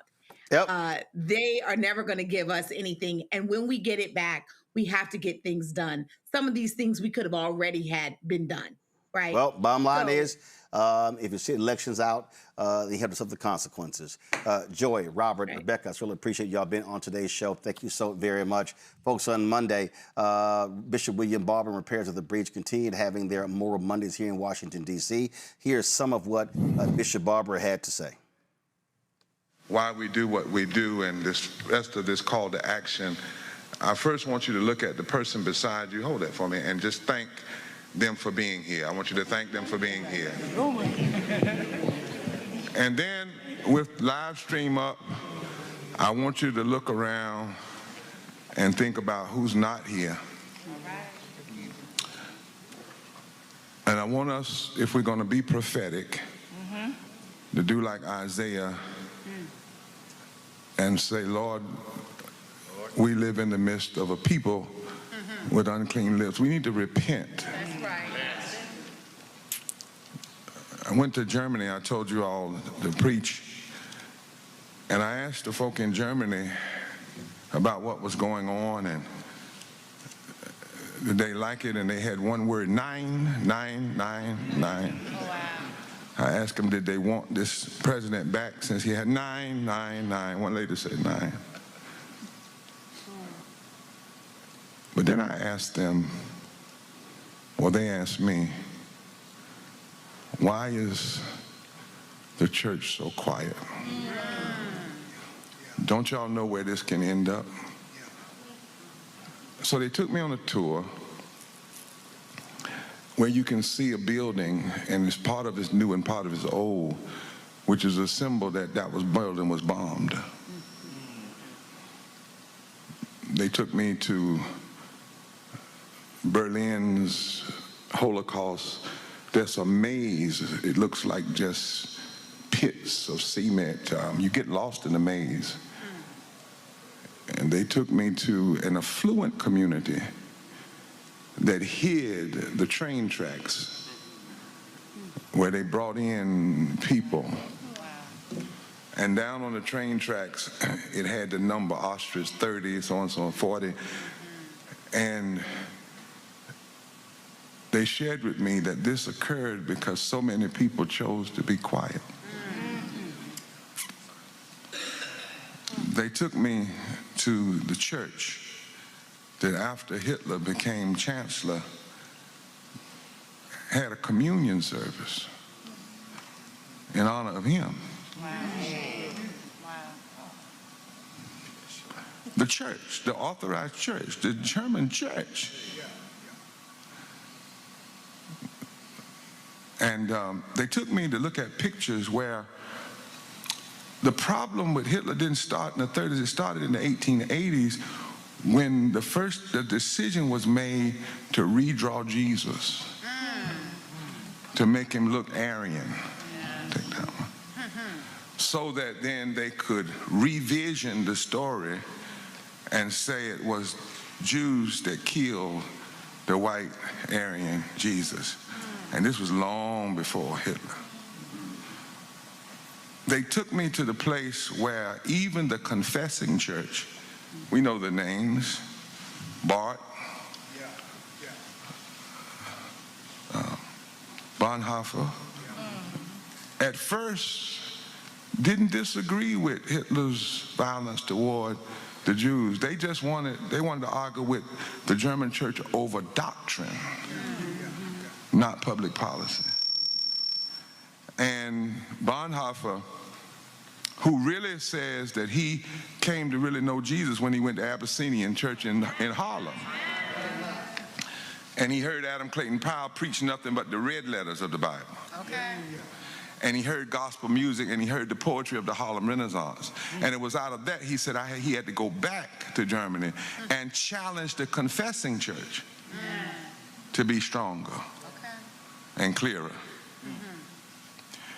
You know, my sister just said something that was so powerful. We will not have spiritual laryngitis, but we do.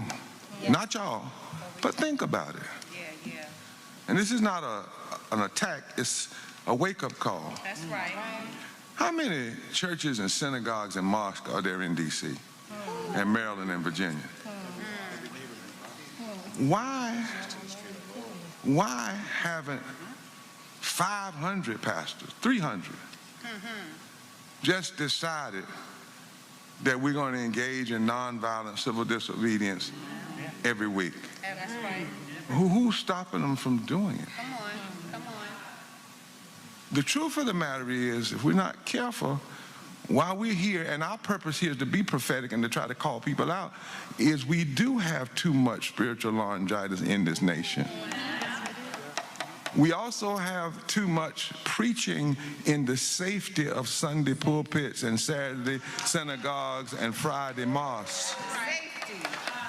One day I'll tell y'all some of the things that happened to me because we chose to go over there, and warnings we were given about what to say and not to say in the sermon. Come on. Today. And so in some ways, y'all, we are kind of a strange thing. We're a remnant. All right. We're like John the Baptist crying out. And we have to. Yeah. And we're not suggesting we're better, but you know the only victory against Hitler? I didn't know this. 600 women had their husbands taken from them. They were Jewish men. The women were Christian and Jewish and others. And they decided to stand up to Hitler nonviolently. They went to the place of power, and that word was, give us our husbands back. They put submachine guns on them, they dispersed, and then came back the next day.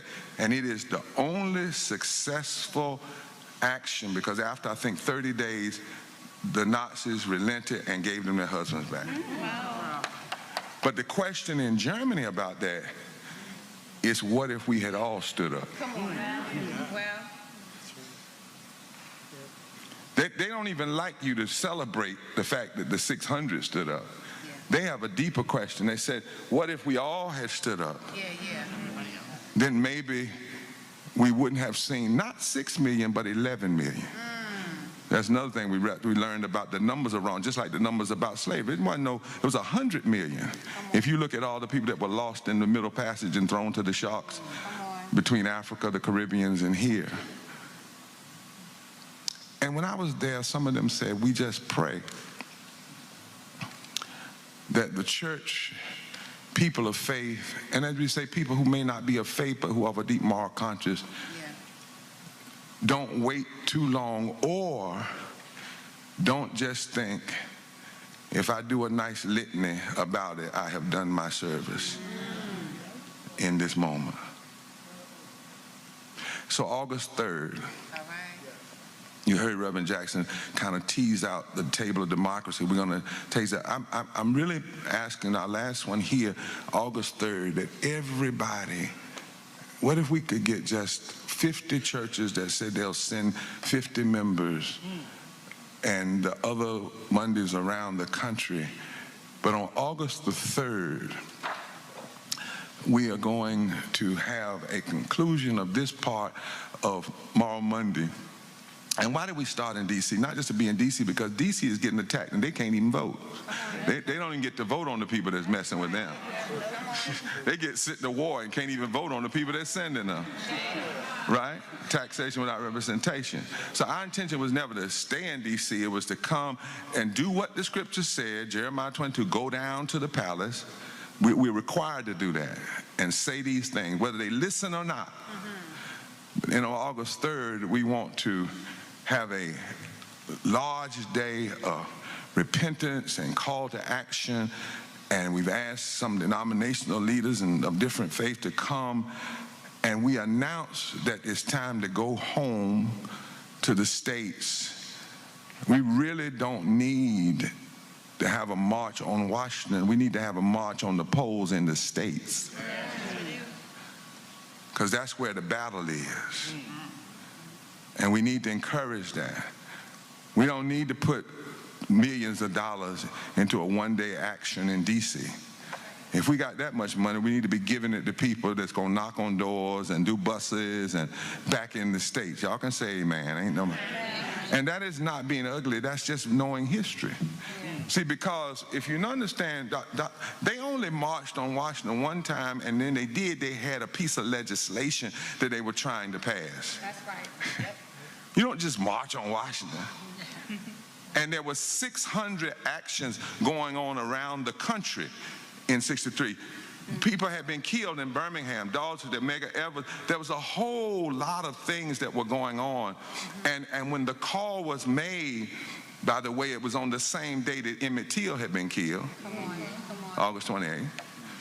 And it was because they knew that Strom Thurmond and others were going to put up a filibuster against the piece of legislation that Kennedy had announced. But they also knew that if they didn't put pressure, Kennedy was going to say he would do the Civil Rights Act and then back off. And they knew it was going to be filibuster, and they knew it was going to be cut. You know, the Civil Rights Act was diminished. That's why they had to call for the Voting Rights Act of '65, because the Civil Rights Act of '64 was gutted so bad by the time it got the full vote.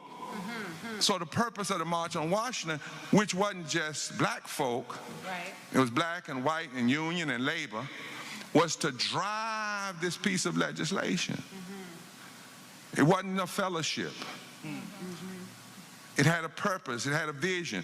Go back and read what, help me say it, Clinton Wright, Bayard Rustin. I always say Bayard, but it's Bayard Rustin. And he read the agenda.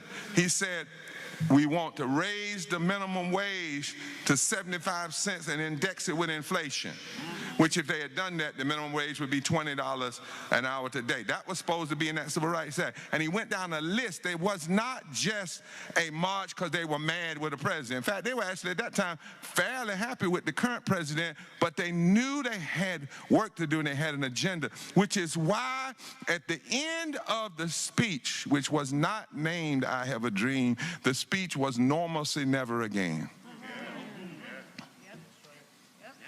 And Julian Bond talks about in his book, It's Time to Teach, how there was a deal cut that if some people said the wrong thing, there was a person that was supposed to pull the plug so that the mics wouldn't work. And they cut John Lewis's speech because they said it was too radical.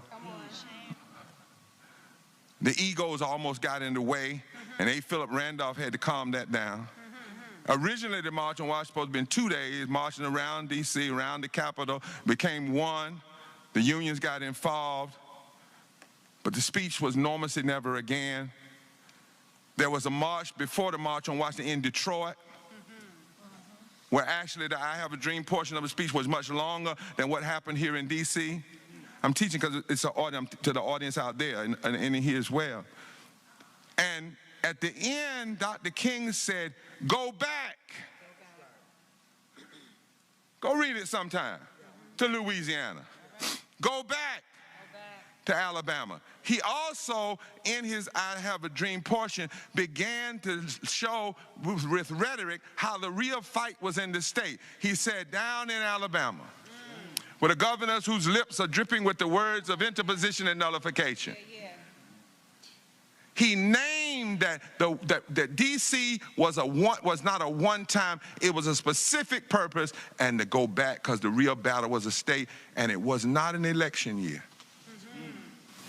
The strategy of the civil rights movement is they never had mass gatherings in election year. In election year, they focused their attention at the states. All right. And so we're here, and on August 3rd, we're going to make that clear, and we're going to call for, what if we had 500 to 1,000 churches across this country, particularly in battleground states and in the South, and synagogues and mosques and other groups that would all on the first day of early voting lead marches to the poll? What would that look like? And then every day doing early voting, and then on election day, they would even do the same thing. Go to the states. August 3rd, somebody say August 3rd. Now the problem with what I just said, that was the Spirit saying, say that there's none of that's written. Come on now. That's all right. But my brothers and sisters that are listening to us, and what I like to call my siblings of conscience. Come on. We're here at this Moral Monday, and why are we here? Because of the craziness that went on Sunday, all of that unnecessary fireworks that has the air so bad that people with heart diseases and asthma and even people that are doing all right were told to stay inside. And we're here, if you will, on the high ground of justice. And we're here because we refuse to accept people telling us that poverty is personal failure and that the lack of health care is a luxury, and that the suppression, if you have tissue, suppression of our vote is standard politics. Part of the problem we have, my brothers and sisters, in this country right now, with MAGA and with Crump and with those who are following him, is they believe that the country was perfect at its beginning, and the amendments to the Constitution made it less perfect. And they want to go back to some unholy, immoral vision of a past perfection. And if we don't understand that, we don't understand the real battle that's going on. All right now. And we are here to represent a moral movement. We serve a higher law that demands us that we stand up, somebody said it, for the poor, the marginalized, the immigrants, the forgotten. And we've got to look at our nation constantly through this lens of moral truth. And we've got to look at the deep, painful contradictions being played out, particularly in our state capitals, across this country, by those elected in states. And the fact that most of them can go to church on Sunday, or go to synagogue on Saturday, or go to mosque on Friday, and not be troubled. Come on. And not be troubled by what's preached. Did you see Sunday? This massive display of wealth, the theater, 850,000 fireworks. Can you believe that, Alvin? Watch this. I like Dr. Jackson. I'd like to read.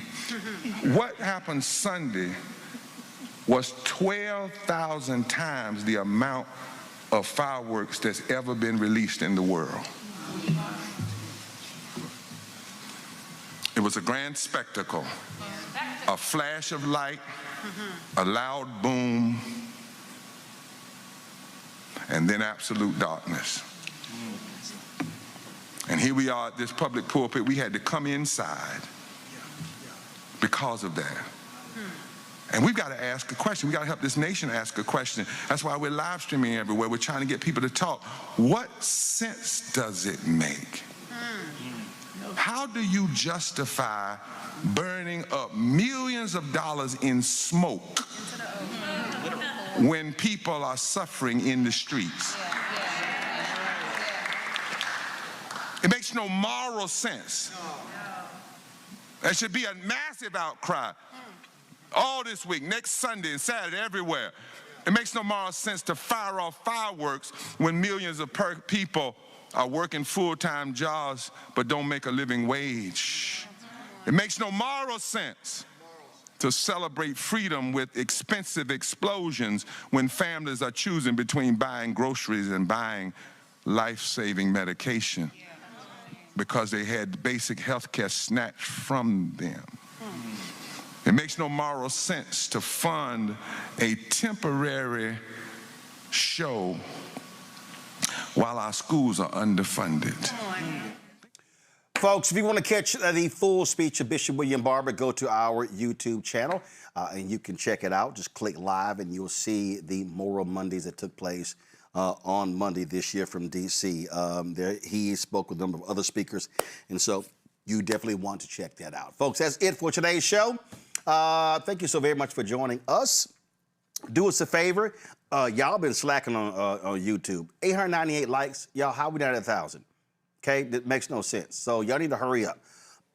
We need 101 likes to hit 1,000. We should have 1,000 every single day. All right, so go ahead and get that done. If y'all want to contribute, join our Bring the Funk fan club. The goal is to get 20,000 of our fans contributing on average $50 each a year. That's $4.19 a month, 13 cents a day. It goes to support this show and the other shows of the network. It defrays our expenses. Again, we don't have millionaires and billionaires cutting us checks, and so your support is crucial. And so we've got, we've had 48,000 donors. I'm going to get the actual updated number.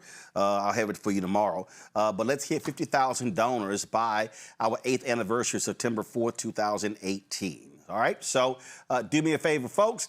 And contribute via Cash App. Use the Stripe QR code. You see it right here. That's for credit cards as well. Checks and money order, make it payable to Roland Martin Unfiltered. And send it to P.O. Box 57196, Washington, D.C. 2003 7-0196. PayPal, R. Martin Unfiltered. Venmo, RM Unfiltered. Zelle, Roland at RolandSMartin.com. Roland at RolandMartinUnfiltered.com. Download the Black Star Network app. Apple phone, Android phone, Apple TV, Android TV, Roku, Amazon Fire TV, Xbox One. Roku, Samsung Smart TV. Be sure, of course, to get our Roland Martin Unfiltered swag by going to shopblackstarnetwork.com. Hats, T-shirts, all that good stuff. All right, so go to shopblackstarnetwork.com. Of course, we've got our America 250, got our America 250 shirts. Y'all pull those up, please. I told us I was supposed to have them ready today, so let's show them. Y'all forgot that yesterday, huh? Okay. Go find them. I said yesterday we were going to show them at this point in today's show. Y'all were not listening. They're in the system. So if you go to shopblackstarnetwork.com, you will see our America 250 shirts. We've got some quotes from some great leaders like Paul Robeson, James Baldwin, Harry Belafonte. And so again, you can check those out. We have those shirts available on the site. And so, for instance, we've got a shirt right here. America at 250, tell the whole story. That's one of the shirts that we have, and you can check that out. Let me go back here, and so you can check another one of our shirts. We have this one right here. Of course, this is James Baldwin. I love America more than any other country in this world, and exactly for this reason, I insist on the right to criticize her perpetually. And so, Candy, y'all supposed to have America 250 on that shirt, so that's not right. So let's be sure to upload the correct shirt. And so those shirts, the James Baldwin quote, the Paul Robeson quote, the Harry Belafonte quote, those should have America 250 on the top and the quote beneath it. This is Paul Robeson. This is our home and this is our country. Beneath its soil lie bones of our fathers. For it, some of them fought, bled, and died. Here we were born and here we will stay. And so I don't give a damn what Donald Trump has to say. So go to shopblackstarnetwork.com for our shirts. Folks, also support our black-owned companies. We got more than 50 companies on our marketplace. And so if you go there, you'll see all of the different black-owned products. All these products that you see in our studio, all of these products right here are available at shopblackstarnetwork.com. We should have a tight shot, one of the cameras. So all those products, y'all name them. We got puzzles and backpacks and sauces and all sort of stuff. All of that's available at shopblackstarnetwork.com. So please check it out. All right, folks, that's it. I appreciate it. I'll see y'all tomorrow right here, Roland Martin Unfiltered on the Black Star Network. Oh, shout out, I'm wearing North Carolina A&T today. So, of course, it was founded in 1891, so I'm representing. I'm a Texas A&M Aggie. Well, I'm rocking the North Carolina A&T Aggie shirt today. All right, I'll see y'all tomorrow. Holla!